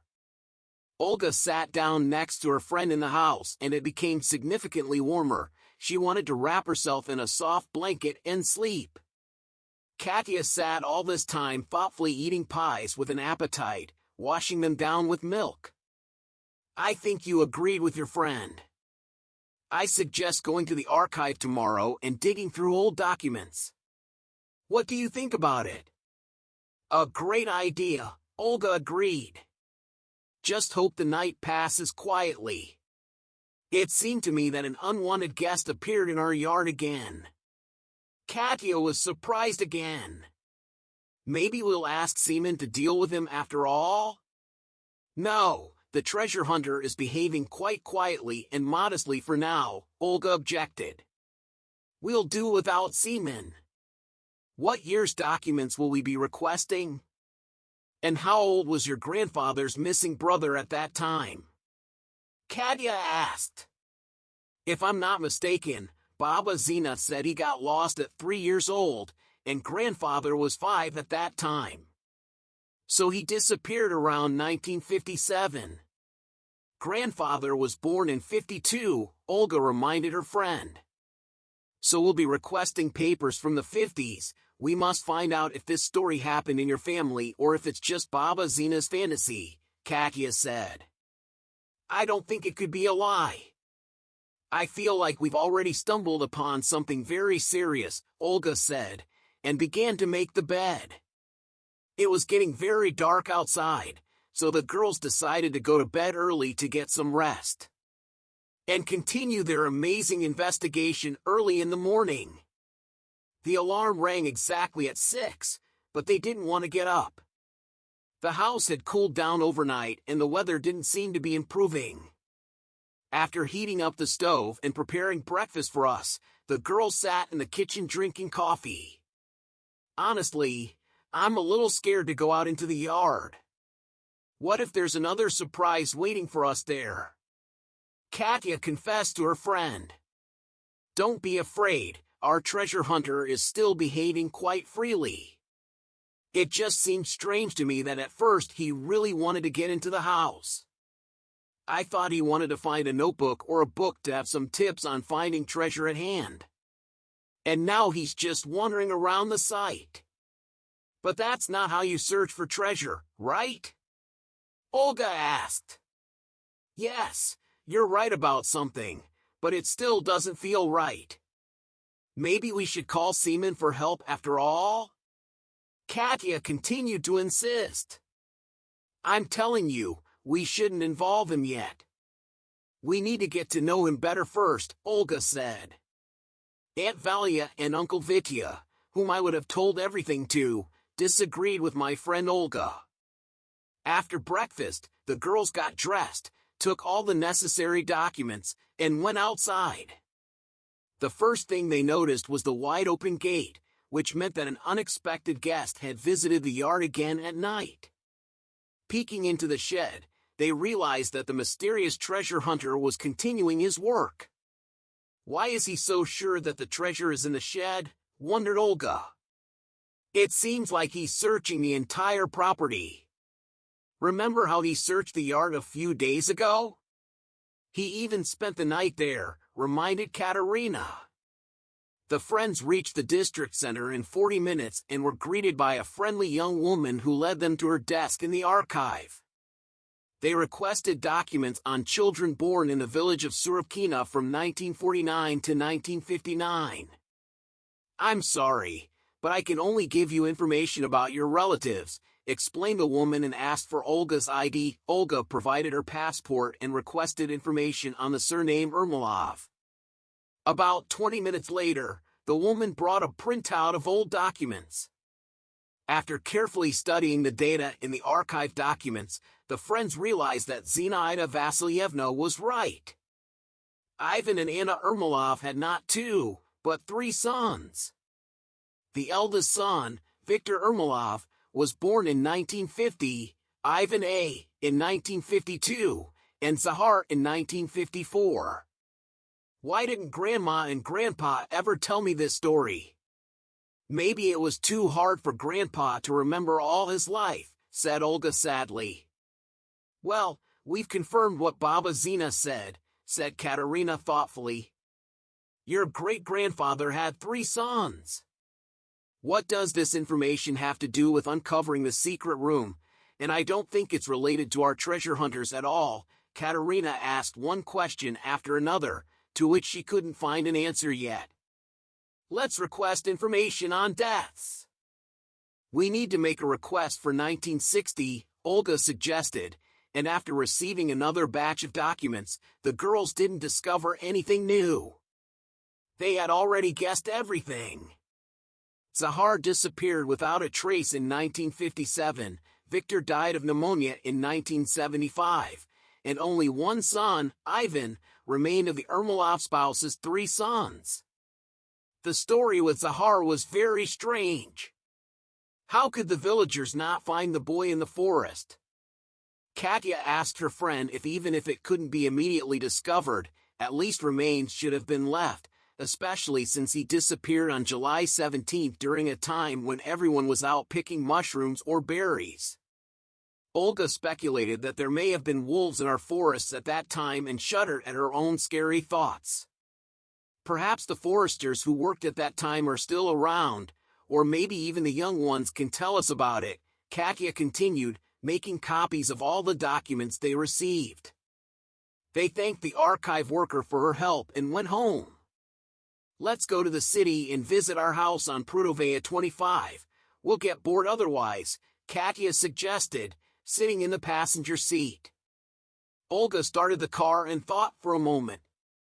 Let's go. It's about an hour's drive from here. Maybe we'll learn something else interesting, she agreed. An hour later, the friends were back on Prudovaya Street, where no one was around. The rain had stopped, but it seemed that people were not planning to leave their homes in such weather. It seems that only you and I can't sit at home in this weather, Katya smiled. Let's not approach the house, we don't want to attract attention. Let's walk to the right house. Olga listened to her friend and parked her small car about 200 meters from the house. Walking on the pedestrian path on the adjacent street was much easier than on the road, which was full of puddles and potholes, especially after heavy rain. When they stopped near the house, the girls cautiously studied the yard. The gate was locked, and someone asked in a loud, hoarse voice, "Are you looking for someone near the house?" Turning around, they saw a woman who was probably very surprised. "We're looking for the Morozovs' house, but we're probably lost," explained Kaguya to the woman who, from her appearance, they realized was the type of person who only cared about how to improve her health in the morning, despite her young age of about 30. She didn't take care of herself, with dirty hair, swollen eyes, and a red face. They were giving out a person suffering from alcoholism in it. What the hell, we never had such in the neighborhood. This is the Andreev's house, there's nothing to hang around here. Commanded by Boyka, a native woman knocked on the gate. Strange, they usually never close it. And today they locked it with a key. But wait, friend, I'll remember this and express it in obscene language. The woman looked at the girls incredulously, then crossed to the other side of the street and disappeared behind the gate of the neighboring house. It's like this everywhere. She has friends. We couldn't get to one, so we went to the other, Olga whispered. Wait, friend, Katya interrupted her. Last time we only saw a man in the yard and asked him about Svetlana. He chased us away and said there was no Svetlana in the house. It turns out he lied. There is some woman living in the house, most likely the same as our new acquaintance. Your words have some truth, Olga agreed. But can we find out for sure today? And what is the name of the hostess of the house? I'm such an idiot. I told her about some Morozov family. I should have asked about Svetlana right away. Katya scolded herself. Don't be upset. We'll ask other passers-by. Olga tried to calm her friend down. But the girl stood near the house for 40 minutes and didn't meet anyone. Only the gate of the house opposite opened, and two women came out. One of them was recognized by Katya and Olga as an old acquaintance.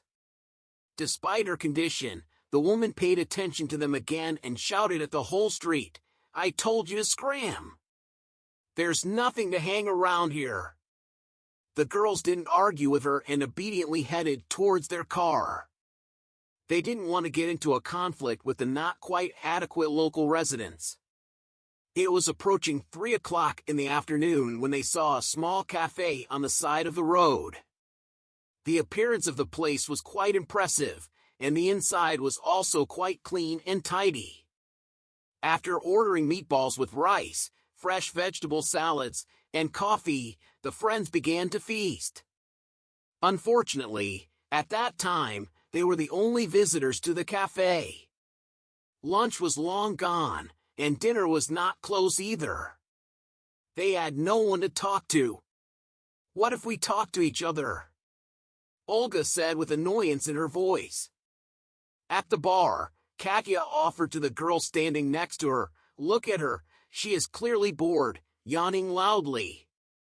Maybe she will tell us something interesting. I will go talk to her. Katya got up from the table and approached the girl. Excuse me, can I ask you something? She politely asked.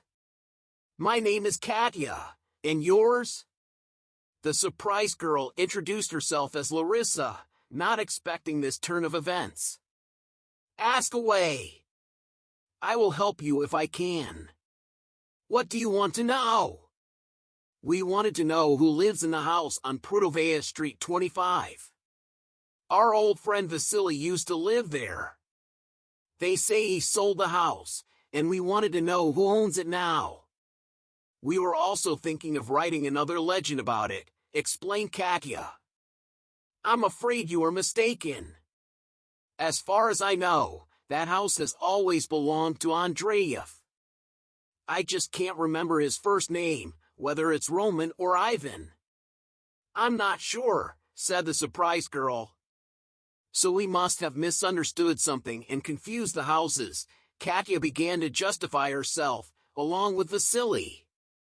There should be a woman named Svetlana living in the house, said Katya. No, there is no Svetlana there. Only an old man who is not married. He rarely comes to us, but he visits the liquor store more often, explained the girl. It was clear that this conversation had completely taken away her desire to rest after lunch. She looked at Katya expectantly, knowing that she wouldn't learn anything new from the girl. Katya thanked her and returned to the table.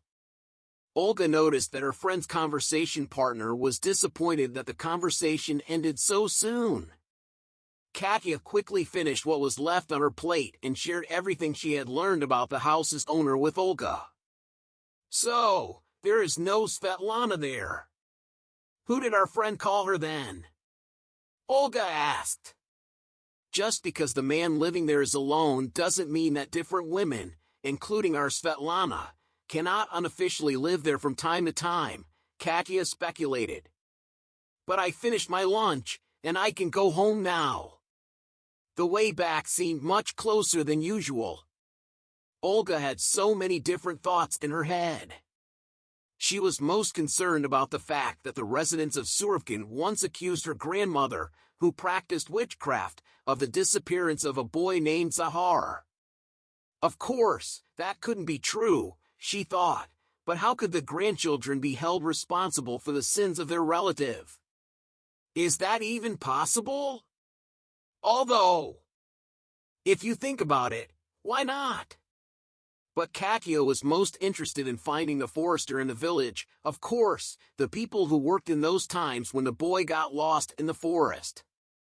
Now you will hardly find them in the forest, but at least those who heard about these events need to be found.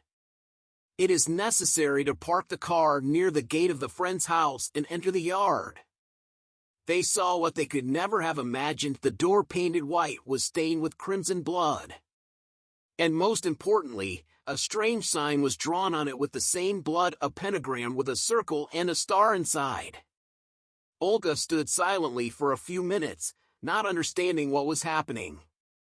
Katya couldn't say a word either. After a while, she looked at Olga and asked, "Do you know what this means?" "Yes, it's a witch's circle, a pentagram," whispered Olga. "I wonder who played this joke on us and why." "I've heard about this too," agreed Katya. "And most importantly, how could such a mess be created in the middle of the day without waiting for night? Let's clean up all this horror before anyone sees it," Katya suggested, and they went to the bathhouse for water. After half an hour, the girls were able to catch their breath and calm down from the past horror. There was nothing left. The door was white as snow again. Sitting on a pile of rubble, the friends silently looked at each other. "Whose blood was it?" Olga asked quietly. "I think whoever did this didn't spare their chicken. See, there are chicken feathers lying around in places on the ground. Our treasure hunter got bored of silently causing mischief and decided to scare us." "What else did he come up with?" boldly replied Olga. "Now, until I uncover all the secrets of my family, I won't move from this spot for anything," Katya decided after thinking about the plan for further action. The friends decided to inform the Fomin spouses about everything that had happened while sitting in their cozy kitchen. "Why didn't you tell us everything right away?" Aunt Valia exclaimed. "Now we won't leave you alone. We'll stay with you at night. It's dangerous." "I suggest we turn to the local police," Victor suggested. "Without police intervention, it will be difficult for you to unravel this matter." "But when will we get to the police station today?" "He lives in a neighboring village, 7 kilometers away from here," Valentina objected. "Wait, do you seriously think we need to involve the police in this matter?" Katya asked. "Can't we solve this ourselves? First of all, you have no idea who you're dealing with. But judging by the fact that you told him, your treasure hunter took it seriously and started explaining." "Victor, I don't know if the treasure really exists, but I dare to assume that Ivan was also looking for it, who knows by whom. Oh, he didn't buy a metal detector for nothing, it turns out. I thought he just found a new hobby, looking for different metal things, probably for our mysterious friend. Firstly, You are women and he is a man with strength and agility. You definitely lose to him, so you definitely need help. And secondly, you can't take such risks. Katya, Olga, tomorrow I will go to Jabinka and bring the local police officer. Let the only friend know that you are not alone, agreeing with Uncle Vicky's words. The girls led Fom into a secret room. To the amazement of the neighbors, there was no limit to the new discovery. Natasha had been to this house many times, but she could never have guessed that there was another room here. Valentina repeated incessantly, "I wonder if Anna knew about it or if Ivan kept it a secret. I remember these old wallpapers for sure, and I can assume that she knew everything, but she still covered this wall for some reason." "Ivan could have glued it himself," Victor interrupted. "These are just your guesses. And what's important now is that an outsider and a non-initiate know about the treasure and that Uncle also knows." "You are absolutely right," Olga agreed with the neighbor. "I am very grateful to you for your care, but I really want to know who worked as a forester in the village in the 50s. I want to talk to this person if he is alive. There was always a forester in our district. We need to ask the locals. Maybe someone will remember." "Yes, even old Zina suggested that." "Victor, we definitely need to go to her. She's probably not asleep yet. It's only 7 in the evening," Katya said and began to get ready to go to the old lady's house. Olga decided not to stay behind. Tamara greeted her friends even colder than last time. "What are you all doing here? Life is passing you by," she grumbled and wanted to slam the door. "Wait," Zinaida Vasilyevna said that she would be happy to see us anytime and asked us to visit her more often, Katya managed to shout out. Tamara looked at her angrily. "Invited the girls into the house, hoping it's the last time I see you here." Zinaida Vasilyevna was sitting in another room by the stove, trying to read something with a magnifying glass. Apparently it was more convenient for her. Seeing the girls, she was surprised and happy at the same time. Perhaps the rude daughter-in-law didn't talk to her much, so she was glad to have guests. "Olezka, Katyusha, you came to me again. Don't forget about the old lady," she said affectionately. "But Zinaida Vasilyevna, Tamara is not very happy about our visit," Katerina complained. "Don't pay attention, my granddaughter. Her son has been missing for 2 days now. He went to look for him. Tamara is nervous and not in the mood for guests right now. And her character is terrible," the grandmother tried to justify her daughter-in-law. "Zina, we came to sort out another issue. Can you help us? Do you remember who was the forester in the village in 1957? Olga asked. The old lady thought for a moment. "That was the year when the son of the Ermolovs disappeared. The forester was Vasily Fomich, but he lived in Ryabanovka, 2 villages away. There are still people who knew him well and remember him. I would really like to talk to them," she continued the conversation. "Why someone?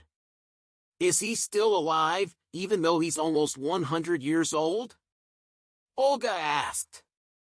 "I don't know, of course, how his health is now. But you can go and visit the old man. Ryabanovka is not far from here," the old lady happily informed them. Olga and Katerina exchanged glances. Wow, both the local policeman and the old forester live in the neighboring village. We must visit there tomorrow, the friends decided. After saying goodbye to Zina and Tamara, the girls hurried back home, where Valentina had prepared dinner and brought goat's milk. And Victor moved an old folding bed. "This is where I'll sleep and guard you. And we'll send Valentin home to guard his own house," Uncle Vicky joked with the girls. The friends smiled, but in their hearts they were very grateful for the help of their neighbors. It was becoming more and more dangerous to stay alone in the house at night, and Victor's inspection of the barn and yard confirmed their fears. There were excavations in the back, and it felt like some crazy person was digging everything around. They had to be very careful with this psycho. "I think he's not careful with his head," muttered Victor, looking at the dug trench. "It's amazing that they're conducting such work. Usually, they carefully plan and calculate everything before digging. But here, they're digging up every corner of the ground as if in a hurry and acting recklessly. The most surprising thing is that he's not even trying to hide from us. Of course, he's running away, not showing his face, but he knows very well that we saw him," complained Katya. "So he doesn't take you seriously at all," confidently replied Victor. "And he'll continue his work until he finds what he's looking for. I wonder if this treasure really exists or not." "We also want to know," agreed Olga. "And we still can't open the chest. The key is lost somewhere." "Let's take a look at this miracle chest again," suggested Uncle Vitya. The group disappeared behind the door, while a man named Zorko, who was tired of all the commotion around the house, watched them from the corner, scowling at the girls and Victor and thinking about how to get rid of them. Uncle Vitya circled around the chest for a long time, stroking it and shaking the lock firmly attached to the chest's back. "This is a clever design. Without a key, it's impossible to open it. I've never seen such a miracle before. Where did you look for the key?" "You have to check all possible places. But we'll think about it tomorrow." "It's time to sleep," he said, scratching his head. Olga checked again if the front door was locked and started to go to bed. Victor decided that he wouldn't sleep and left the light on in the kitchen so that the mysterious digger wouldn't get too bold at night. The girls lay on the couch and remembered all the events of this amazing day. Today, they learned a lot, but they couldn't even imagine how many more important and extraordinary discoveries lay ahead. In the morning, Valentino woke up the inhabitants of the old house with a loud knock on the door. She had managed to bake some fresh cheese and brought delicious sour cream. The girls barely had time to get out from under the covers when they found themselves at the table, eating breakfast and thinking that they had never eaten such delicious food before. "Eat, eat. Today you'll need a lot of energy. I pray that this forest ranger, Famish, can remember a lot and tell you how old he is now," Valentina said. Valia thought aloud precisely about 100 times and busied herself at the stove, gathering all the necessary things in her backpack. Uncle Vicchio went out into the yard. The day promised to be clear. It wouldn't be hot, but at least the rain would stop. "The main thing is not to have the road to Ryabanovka washed out," Victor said, sitting in the car on the front seat. Katya started her Mazda and took the wheel. Olga settled in the back, waving to Aunt Valentina. The friendly company headed to the neighboring village. About halfway there, the Mazda got stuck in the mud. They had to get out and push the foreign car, which had probably never seen such roads before. "I thought we wouldn't make it," Uncle Vicchia said in a dissatisfied voice. They had been promising to repair this road for years. After struggling in the mud and getting covered in dirt, the friends realized they had two options: to go back to Surivkina or to continue on to Ryabanovka, but they would have to walk there and back. Olga and Katya decided to continue on without hesitation, while Victor stayed behind, leaving the car on the side of the road. "We're only about 3 kilometers away," he said. "I don't remember this forester's house, though. We'll have to ask the locals. Walking through the spring forest is a pleasure, but not through the mud." After descending to the side of the road, the girls walked along the edge where the grass had grown and there was less mud. Their feet, hands, and faces were completely covered in dirt. The phone didn't work in this area, so it was a bit unfamiliar and scary. If something happened, they wouldn't be able to call for help. But the forest had such a fragrant air, smelling of pine resin, spring leaves, and freshly sprouted grass. And the birds were chirping so beautifully that you couldn't help but listen to their melodies. Occasionally, the sound of a woodpecker's knocking would break the bird chorus. An hour and a half passed before the first houses of Ryabanovka appeared on the horizon. "First, we need to wash up and tidy ourselves," Katya said. "Uncle, is there a convenient place for that around here?" "I can only suggest the pond over there." Victor pointed to the right, where a small body of water was barely visible. "There should be a small dock. Although, it's been a long time since I've been here, they may have removed it."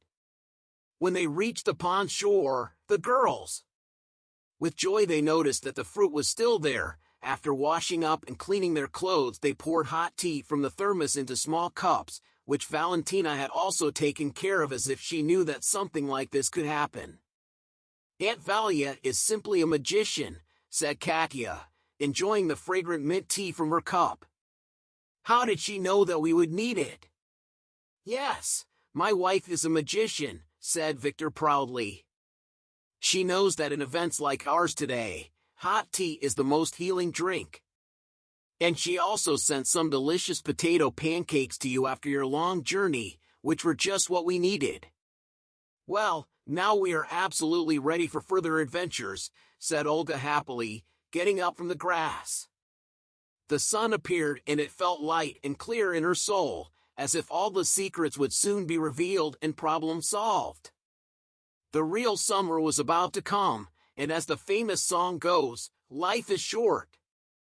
The road to the village did not take much time, and first the friends decided to go to the police station to tell the local police officer about everything that had happened. He should know the house where the former forester lived. But when Victor took them to the local police station, which was located in one of the villages, it became clear that the police officer was not there. The lock was hanging on the door, but luckily a woman passing by informed them that the police officer Andre had gone to the city and would return tomorrow. "Can we ask you something right after he arrives, so that he can come urgently to Surovkin's house at 9, Krestianskaya Street?" Olga asked hopefully. "Of course, I'll pass it on." "Why not?" The woman agreed and went on with her business. "I hope she won't forget and will definitely pass it on," said Olga, remembering that she forgot to ask for Vasily Fomich's address. But another passerby appeared on their way, a man in his 50s who turned out to be an old forester living almost at the other end of the village. He had recently turned 95, but despite his venerable age, he was full of energy and even went to the hospital much less often than younger people. Ryabanovka was a small village, so it was easy to reach Fomich's house, which stood a little off the beaten track, almost at the edge of the forest, showing with its appearance that a forester lived there. The faithful mongrel barked at the gate, guarding the house and running happily around the yard. Hearing the dogs barking, the owner came out to the yard. A young man tied her up on a chain. "Friend, don't be scared of our guests," the youth affectionately addressed the dog and approached the gate. "Hello, who are you and why have you come?" the homeowner asked. "Hello, we would like to see Vasily Fomich," Katya replied, noticing how polite and intelligent the young man with his grandfather was. The homeowner opened the gate and the friends entered the courtyard. The dog quieted down and wagged its tail happily, inspecting the guests. "Come on in, I'm also called Vasily, like my grandfather," the homeowner said. "My grandfather woke up a while ago and even managed to get tired. He walks in the forest before lunch. Today, he even collected the first spring mushrooms after the rain. Apparently, tonight my mom will cook soup, and this is my friend Katya, and this is our neighbor Uncle Vikya. Do you live here with just the three of you?" Olga asked. "No, there are 5 of us, my mom, dad, me, my brother Maxim, and my grandfather. We used to live in a village 30 kilometers from here, but my grandfather got old and didn't want to leave his home, so we moved in with him. However, my dad has to go to work in the village, so he works at the railway station for a week and lives at home for a week. It's good here, the young man explained. In the warm and cozy house, it smelled of fresh bread and dried herbs. In the large room, an old man with a thick beard and mustache sat on the couch and slept, even snoring a little. He looked like Santa Claus, but without the costume. Hearing the commotion in the room, he woke up and looked at the unexpected guests with surprise. "Good day, Vasily Fomich," Olga began the conversation. "Sorry to bother you. Are you from the post office again?" "No, what are you talking about?" "We have come to you for a completely different reason," Olga replied and approached the old man. "Sit down, there is no truth on the ground," the old man addressed the guests. "I'm listening to you. What are you interested in?" Olga explained the reason for their visit and asked Vasily Fomich to remember all the events related to the disappearance of the youngest son of the Ermolov family. Vasily Fomich began to remember, and his face unexpectedly became gloomy. "It was like that. I won't argue. Oh, the family has suffered so much. If I'm not mistaken, the youngest rascal was named Zahar. He ran away with his brothers into the woods and got lost. The older one was a child too. We played on the edge of the woods and returned home, but Zahar was missing. Apparently, he wandered off and couldn't find his way back. In the evening, his parents realized he was missing and searched for him day and night. Mother Marfa Efimovna was almost driven insane with grief. But they never found Zahar. I don't know where he could have gone." Katya quietly asked if wolves could have eaten him, but there were no wolves in our area at the time. A 3-year-old child couldn't survive in the woods for long without food and water. Even after all this time, no one from the village found any of his clothing or shoes. It's as if he disappeared without a trace. He could have drowned in the river or swamp, as the forest is treacherous here. You have to know how to navigate it to survive. I was appointed as the forester and wandered through the new forest for a long time, but found nothing. It's a strange case, muttered Victor. Why are you interested in all of this after so many years? I thought everyone had forgotten about it, asked Vasily Fomich. I decided to reconstruct the history of my family. I am Ivan Ermolov's granddaughter, Olga, answered the girl. The old man didn't tell them anything else, but treated them to delicious soup and tea made from herbs. After thanking their hospitable hosts, the friends headed towards Surovkina. They only reached home closer to evening, exhausted from the dirty road. Valentina heated up the bath and the girls went to bed after dinner. Victor asked a local tractor driver to pull their car out and gave him approximate coordinates. After 2 hours, the dirty Mazda was parked in its usual spot by the gate.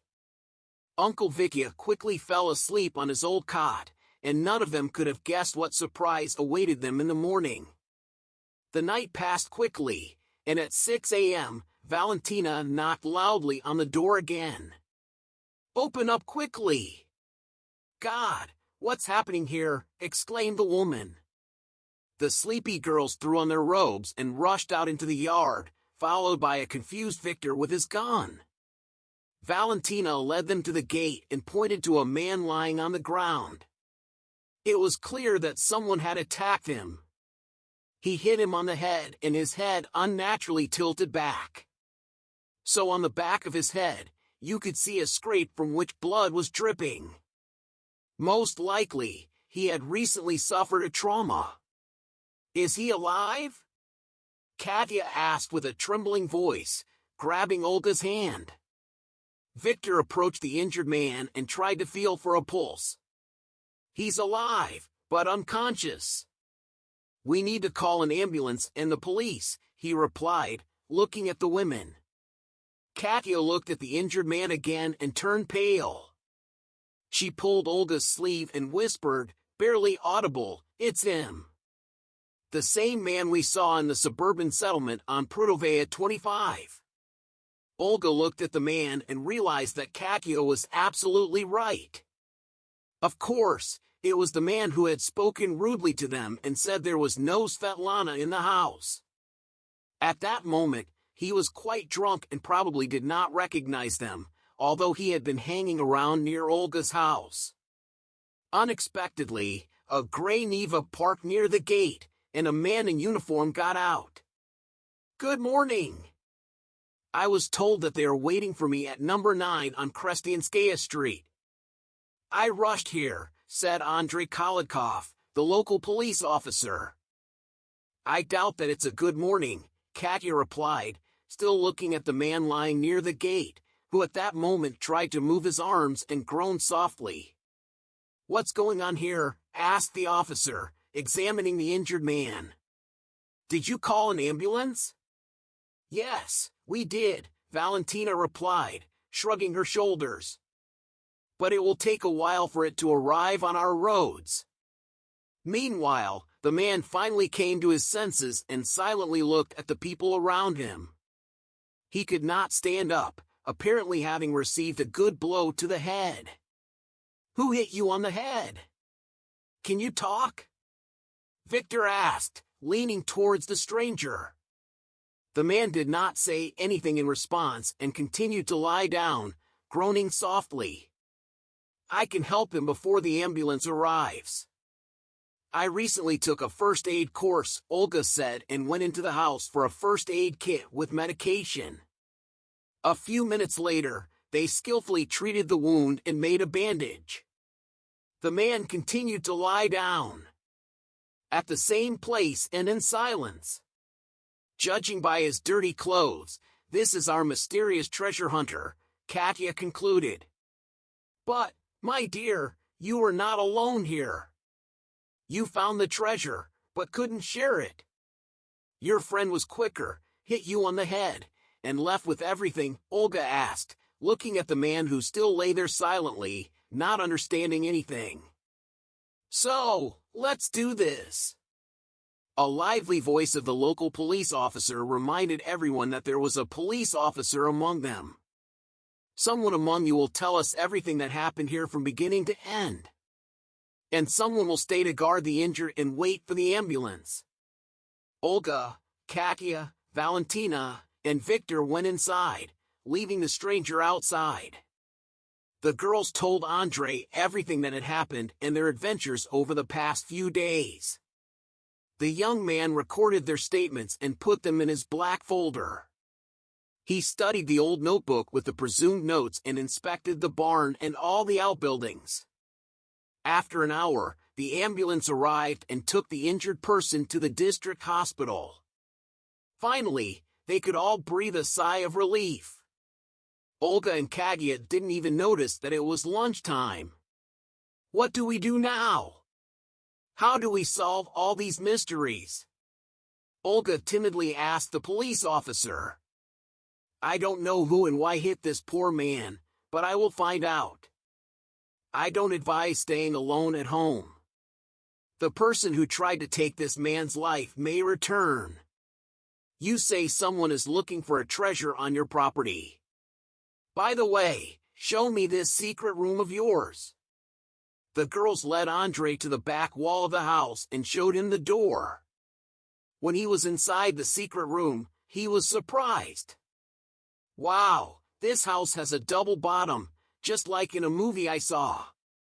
The owner of the house hid various valuable items and sometimes hid himself. No one could find him.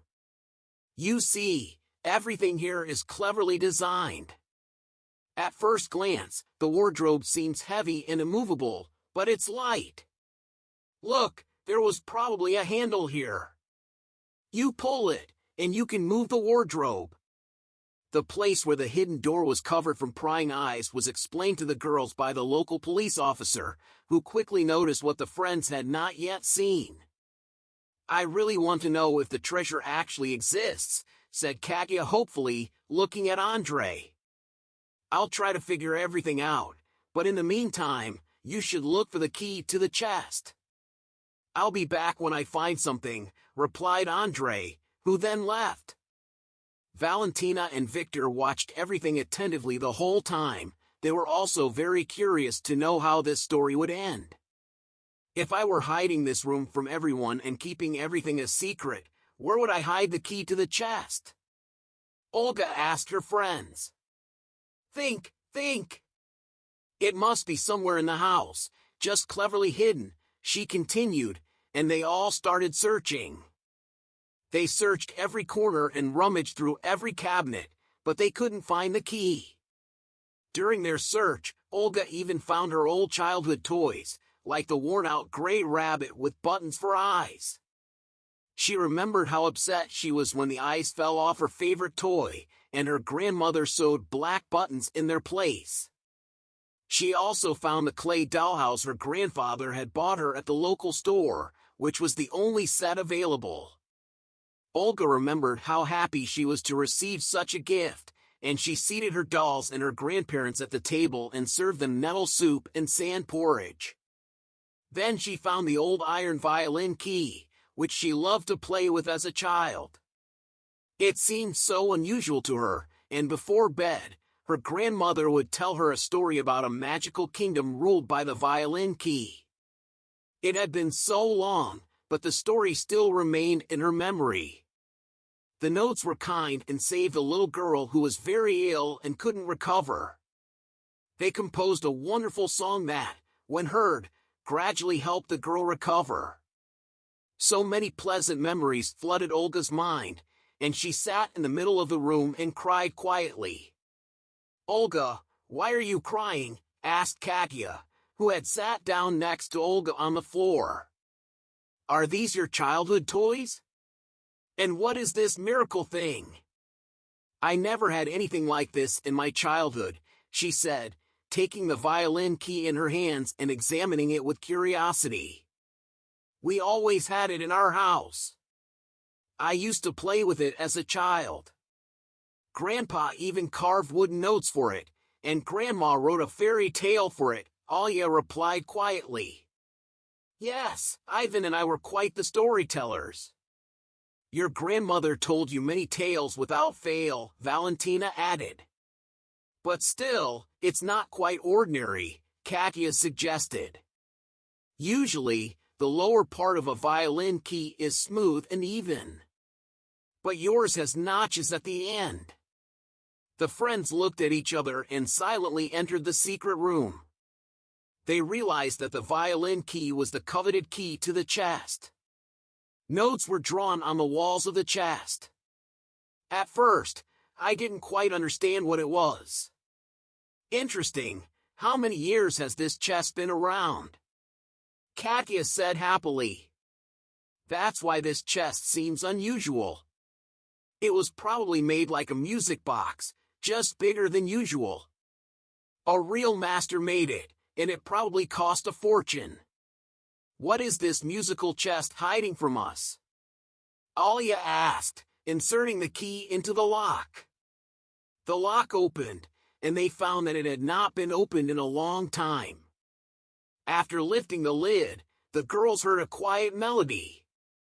Many years ago, it could have enchanted with its beauty, but now, after so much time, it could not convey even half of its sound.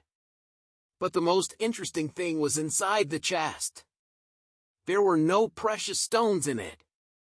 Instead, there were different papers. Taking all the contents of the secret chest, the girls sat on the couch and began to study them. Meanwhile, Victor and Valentina entered the house. The girls told them everything that had happened and continued to study the documents. The longer they studied them, the more discoveries they made. In the chest, there were medical records that were impossible to decipher. According to these documents, Olga uncovered the main secret of her family. Putting everything in order, it became clear that for some reason, Anna and Ivan could not have children. Therefore, they adopted a 3-month-old girl from an orphanage and named her Nina. They never told anyone that she was not their own. The girls could not read the medical documents, but it became clear that no children were born in the Ermolov family due to Grandpa's illness. "Wow," Olga said in surprise. "So, my mother was not a blood relative to my grandparents. I never would have thought. They treated her with such tenderness and love. They treated her with love, and also towards me." Olenka tried to calm the girl, Valentina, down.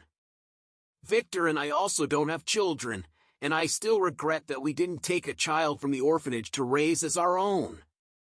We could have raised them just like our own, but maybe we didn't have the courage or something else. But with Ivan, they did a great job raising Ninotchka as their own.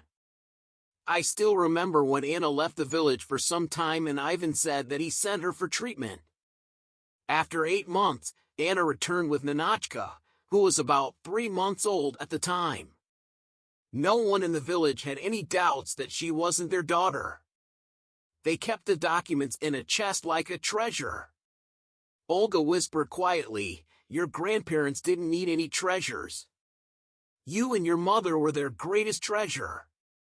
Valentina replied, "They could have told us everything, but maybe they didn't have the courage."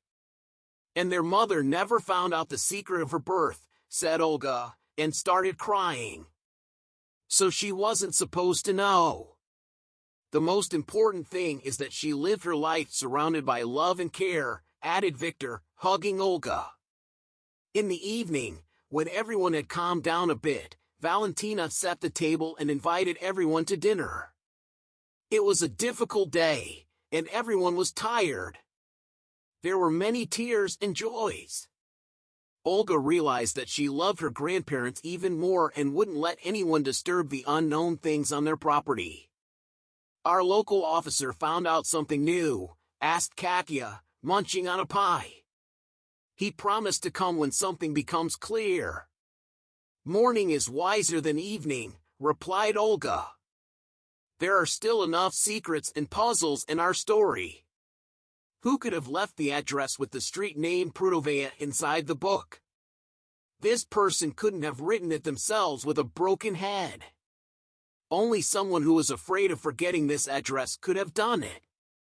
After dinner, Olga and Katya decided to clean up the car after yesterday's walk in the new Mazda. They couldn't look at it without tears. They happily worked with rags, trying to remove the dirt that had already dried up. "What good girls!"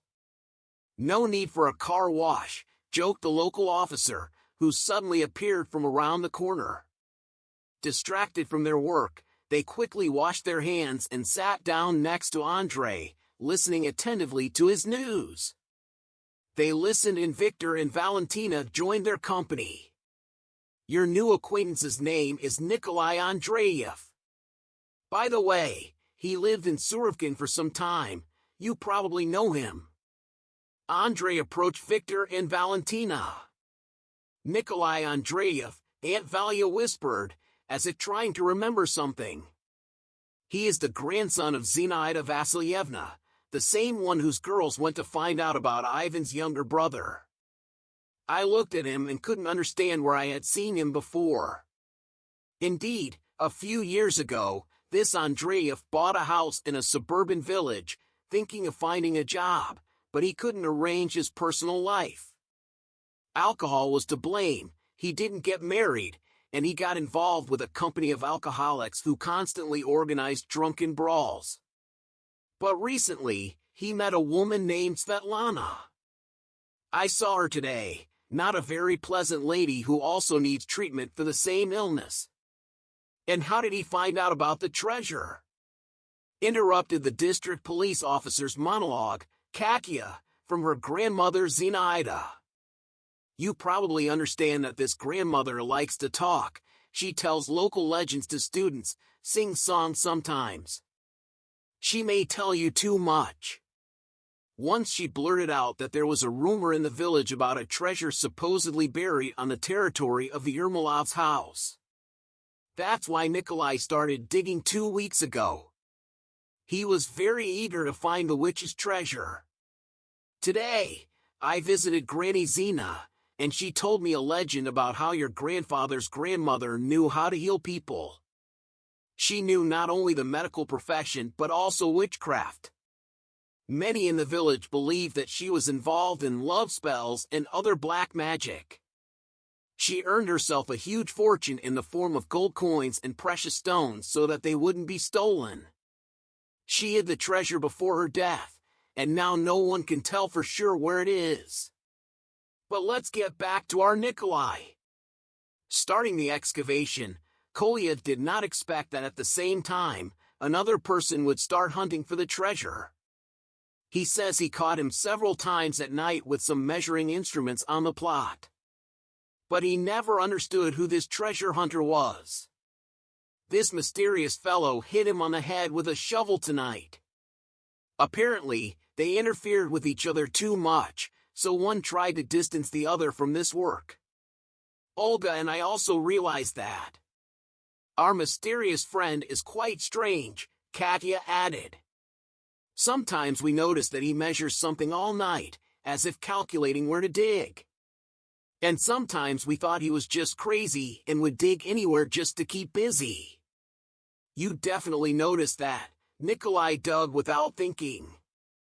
He just wanted to find the treasure faster. They say that people like him have strength of mind and don't need to be distracted by paperwork. He didn't have time for that. The thirst for easy money, although one could argue that they are easy, almost drove him crazy, explained Andrei. And the blood on the door and the witch's sign, Olga remembered, were also the work of the brave Nikolai. Did you not lose the book about ancient rituals? The police officer asked. We lost it, the girls answered simultaneously. So there's your answer to your question. Nikolai realized that you noticed him and were interfering with his excavations. One day, he managed to sneak into the house through a window. The only thing he was able to take was a book about these ancient rituals. After studying its contents, he decided to scare you and drew the witch's sign and blood on the door. What an inventor he is! But I can't find my chicken for several days now, Valentina protested. Now we just need to find the second treasure hunter. He's much smarter and more cunning than Nikolai. You said that your grandfather bought a metal detector during his lifetime and got involved in searching for coins and various metal objects with a friend. I think he revealed the secret to his friend and somehow his friend ended up with the key to the house. We're very close to solving the mystery. We just need to catch this treasure lover, Andrei said. Maybe you'll stay overnight with us tonight so that when he comes, we can catch him. If he's so well planned, then we won't be able to catch him if we're not here, Olga suggested. Okay, I'll just go to Rjabinkovi and park my UAZ in a different place so as not to attract the attention of our treasure hunter. Uncle, you stay home tonight. I'll rent your folding bed for a while, Andrei joked with his new friends. Victor was even happy to have the opportunity to stay at home for a couple of nights and rest his back on the old folding beds. And when the police officer was not at home, the girls were under good supervision. Around 11 o'clock at night, someone knocked on the window. Olga looked out into the yard. The police officer saw Andrei and he had done everything as promised. While the girls were sleeping, he watched the territory of the house from the window, but he didn't notice anyone. 3 more nights passed, and everyone had the impression that the treasure hunter had given up halfway and wasn't going to search for anything anymore. On Sunday, the weather became wonderful, warm like in the summer. There was no trace of prolonged cold rains, mud, or clouds. Let's have a small picnic today. We'll grill some shashlik and swim in the river, Olga suggested. She was tired of doing nothing, and the investigation was at a standstill. The friends didn't know what to do next. That's an excellent idea. It would be great to invite Semyon too, Katya agreed. Olga suspected that Katya found Semyon, a friend's young man, very attractive, although she didn't have any special feelings for him. Who is Semyon? Andrei asked in surprise. Did I miss something? Oh, we didn't tell you about him. He's a local guy who has been living here for about 3 years. We met him by chance. Aunt Valia said that he and her grandfather have warm, friendly relations. He's cool, and you should definitely meet him, Katya chattered. I think I know who you're talking about. Semyon Likachev came from the city and started farming. He's calm and lives by himself. They go somewhere to work. Andrei agreed to get acquainted. The girls rushed to Semyon, and Andrei stayed at home. Katya was especially happy to meet him. Listen, we need to ask him to marinate the shashlik. I'm sure he knows how to do it too, she said with joy, running to Semyon's house with the girls. They entered the yard and realized that the owner was probably not at home. Baron was also missing. Maybe Semyon is busy in the garden, Katya guessed. Carefully bypassing the arbor, the girls walked to the garden gate. Apparently, the owner had started washing but didn't finish. There was a pile of dirty clothes on the bench under the birch tree. Olga suddenly flinched and began to rummage through the unpleasant-smelling pile of clothes. She was attracted to a dark blue shirt. Doesn't it remind you of anything? She asked Katya. Katya carefully examined the shirt and noticed that one silver button was missing, the same one they found in their yard. Without thinking about anything else, they continued to investigate. The friends ran through the garden to the river and reached the house. Along the path laid by the locals, an unsuspecting police officer sat on a bench and sunbathed. Andriusha and I made another important discovery. We know who else wants to find the treasure, Olga stuttered to her friend, telling her about what had happened and showing her the main piece of evidence, a button. I hope you didn't lose it, Andrei asked hopefully. Of course not, Olga said, immediately taking out the button she had found.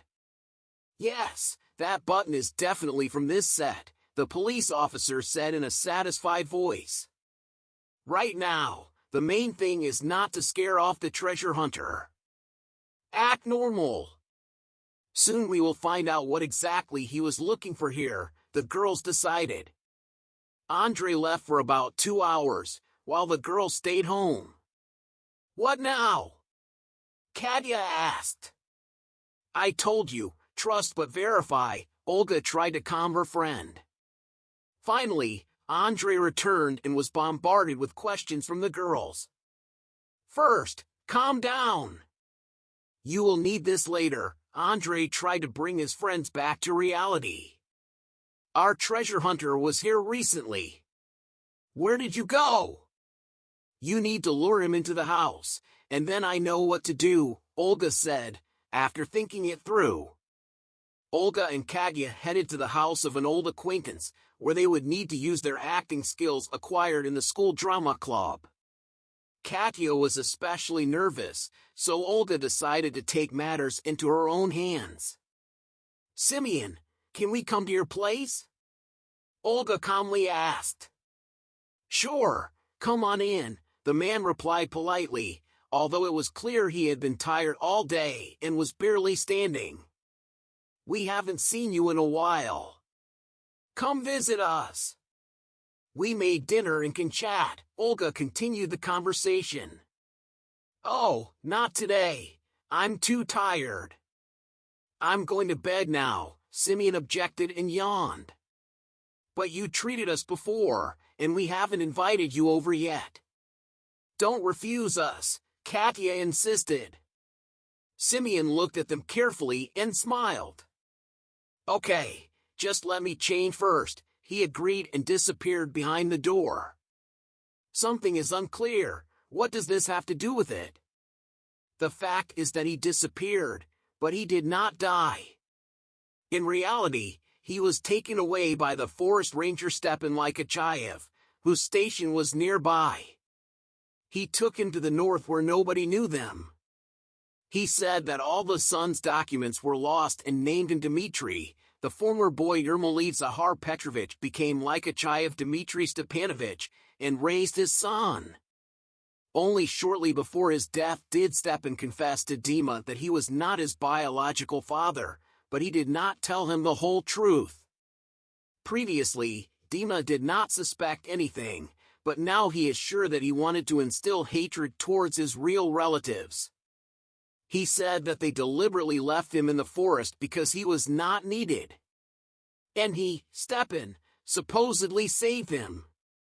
The cunning plan of the Rangers succeeded.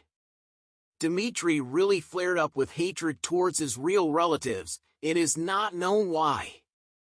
Offended by the Yermolivs, the father told his son about his bad relatives living in a remote village. At 35, Dmitri decided to return to his historical homeland.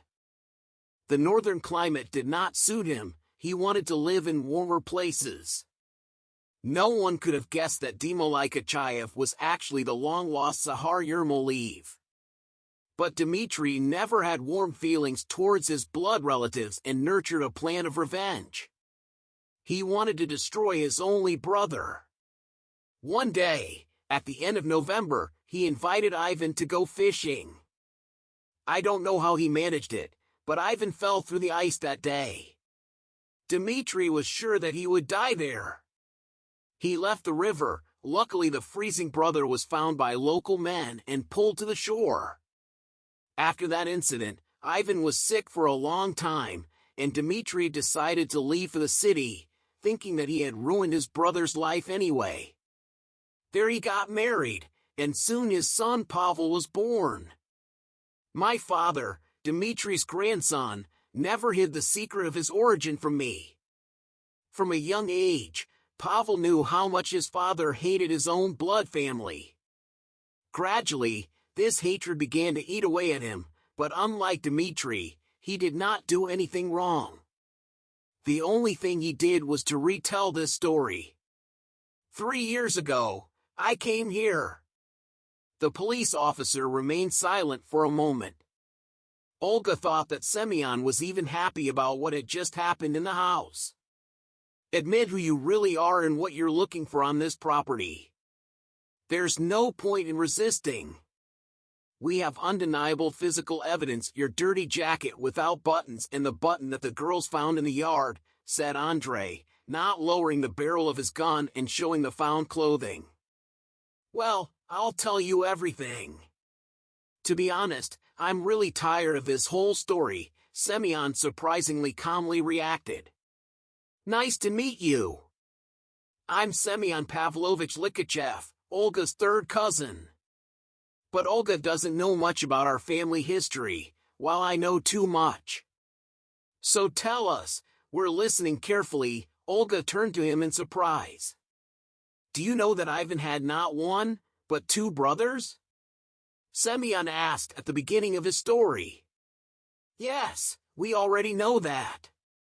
His younger brother, Zahar, disappeared without a trace in the forest when he was 3, the local police officer replied. I don't have any problems with moving, so there was no problem with that. But it's amazing that Ivan's grandfather treated me better than anyone else in the village. We became friends, and he even told me about the family secret with the treasure.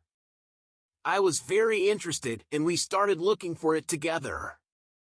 Ivan even bought a metal detector and a notebook with clues. How did you find it? Olga asked. Completely by accident. After Ivan's death, I gave up all attempts to find the treasure. Ivan showed me books on astronomy and astrology, and we studied them together, trying to find the treasure that way. But it didn't work. A few days before you arrived, I decided to resume my search. I still had the key to your house that Ivan gave me, so I went inside and tried to find any clues. I even started rearranging the furniture when I accidentally found a secret room. I started studying the books and found the notebook. I didn't think you would come so soon and for so long, so I didn't take the notebook with me. Instead, I took photos of the necessary pages and left everything in its place. Then I came back to the house a few more times when you weren't there, but couldn't find the notebook. So I had to calculate everything from memory. Semyon finished his story. So you wrote the note with Nikolai's house address, Katya guessed. Yes, somehow it all came together, Semyon admitted. They looked around and started to survey the courtyard. Only now did they notice the Baron's dog in the booth, who like his owner was heavily panting and lazily watching the girls, not even wagging his tail. Where are they? Katya asked quietly. We're so tired today. Well, I'm ready, said Semyon cheerfully, and the group headed towards Olga's house. To the girls' surprise, Andrei was not in the house, so they continued their game.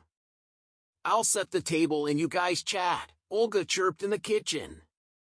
She hadn't even had time to cut bread when Andrei appeared in the house, pulling out a gun and ordering Semyon to stand against the wall. Within seconds, the treasure hunter's hands were in handcuffs, and he looked at the girls helplessly. For a while, this Nikolai had been getting in the way and almost tripped over them. Almost on the same day that I resumed my search, he was digging something up in the yard at night. I sat nearby and watched him. Suddenly, someone called him and he clearly stated his address before leaving. I climbed into the house and found a handle only in a secret room. Just in case, I wrote down the address on a piece of paper and left it between the pages of one of the books, completely forgetting about it. I think you're lying when you say you don't hate the Irma leaves, Olga unexpectedly declared, showing him one of the photos. That's you in this photo with the inscription I hate, I won't lie. I did it. I felt that my feelings were devouring me from the inside. It was difficult for me to live with this burden. Olga, I hated and continue to hate myself for my weakness. On the one hand, I really wanted to find this damn treasure, and on the other hand, I was tired of all these searches and heavy thoughts. Did you hit Nikolai on the head out of hatred? Andrei asked. I swear, I don't want to lie. I was sitting in the bushes nearby and watching as the bad Nikolai dug up the yard again and didn't let me work until 4 in the morning. He called someone and after 20 minutes, someone came to the house. They were arguing about something quietly, and then he said, "Take him down." I got scared and ran away, thinking Nikolai was dead. We only found him at 6 in the morning. It was probably another fight over alcohol. Nikolai had a high percentage of it in his blood. I will deal with the alcohol myself. For some reason Kalian didn't want to give up his friend, said the local police officer. Do you know, Semyon, you are now the only representative of the Ermoli family. I am also an Ermolova, but my mother was adopted by my grandfather and grandmother, and we were not able to fully decipher the medical documents. But I am sure that my grandfather got sick after freezing in icy water, which means that his younger brother was able to take revenge on his older brother by depriving him of the ability to have children. Although we never found out about it. I have only one question left. Why did the forester steal the youngest son of the Irma leaves? I also wondered about that, answered Semyon. I even went to Rabinovka and talked to some of the old ladies who remember our great-grandfather. They say he was a nasty man because our grandmother refused to marry him, even though he loved her. But when you love someone, you don't cause them so much pain. So he decided to take revenge on the woman he loved and his main rival. He was so evil, jealous, and vengeful. In short, that's the end of my story. Yes, with such a double bottom. Like this house, whispered Olga. I still don't quite understand where the secret room and the musical chest came from in the house, said Katya. We're unlikely to find the answer to that question, replied Andre. You say that our great-grandfather's father built the house. He was probably a great storyteller and built this secret corner. He was also a very smart man. You can tell from the books that have been preserved. His mother also treated people. She was probably educated since she worked with books. So she kept everything she left in this room. And when the forester found out, he started looking for it. He probably received the chest from one of her patients. Our great-grandfather hoped to find treasure, so he prepared a solid place to store it. It wouldn't be easy to find or take it out of the house. It seems very likely, agreed Olga. Anyway, now a lot of things are clear. I don't think it makes sense to look for the treasure. Many people have looked for it but never found it. Maybe it never existed and someone just made it up. And besides, a witch's treasure is not easily found. Only the chosen ones can find it. It's been a few days since Nikolai's injury. As Andre had assumed, he turned out to be one of the foolish treasure hunters from the Drusky group. One of them hit him simply because he refused to pay the agreed amount of money for half a liter of shashlik. Nevertheless, the shashlik was a success and Olga and Katerina watched the men skillfully setting the table with an unbeatable aroma. The girls enjoyed the singing of birds, the sound of the river, and the warm sun. We'll soon be back in the city and we'll arrange your personal life, Katerina unexpectedly said. What personal life? I can arrange it myself, Olga replied, looking at Andre. Don't you want to say that you're planning to stay in the village with the local policeman? Katerina guessed and looked at her friend attentively. Well, Semyon also lived in the city and got used to village life, Olga hinted at Katerina's fondness for Semyon. As it turned out, he found a good job in the city but had no plans to leave the village. And what am I supposed to do here, milk cows? Katerina said, turning away from her friend. We'll find a suitable occupation for you too, Olga said, hugging Katerina. You know, Katya, I once again realized that everything in life happens for a reason and everyone, in one way or another, influences our future. That's why we should enjoy every moment and if we're happy now, it means we deserve it, Olga said.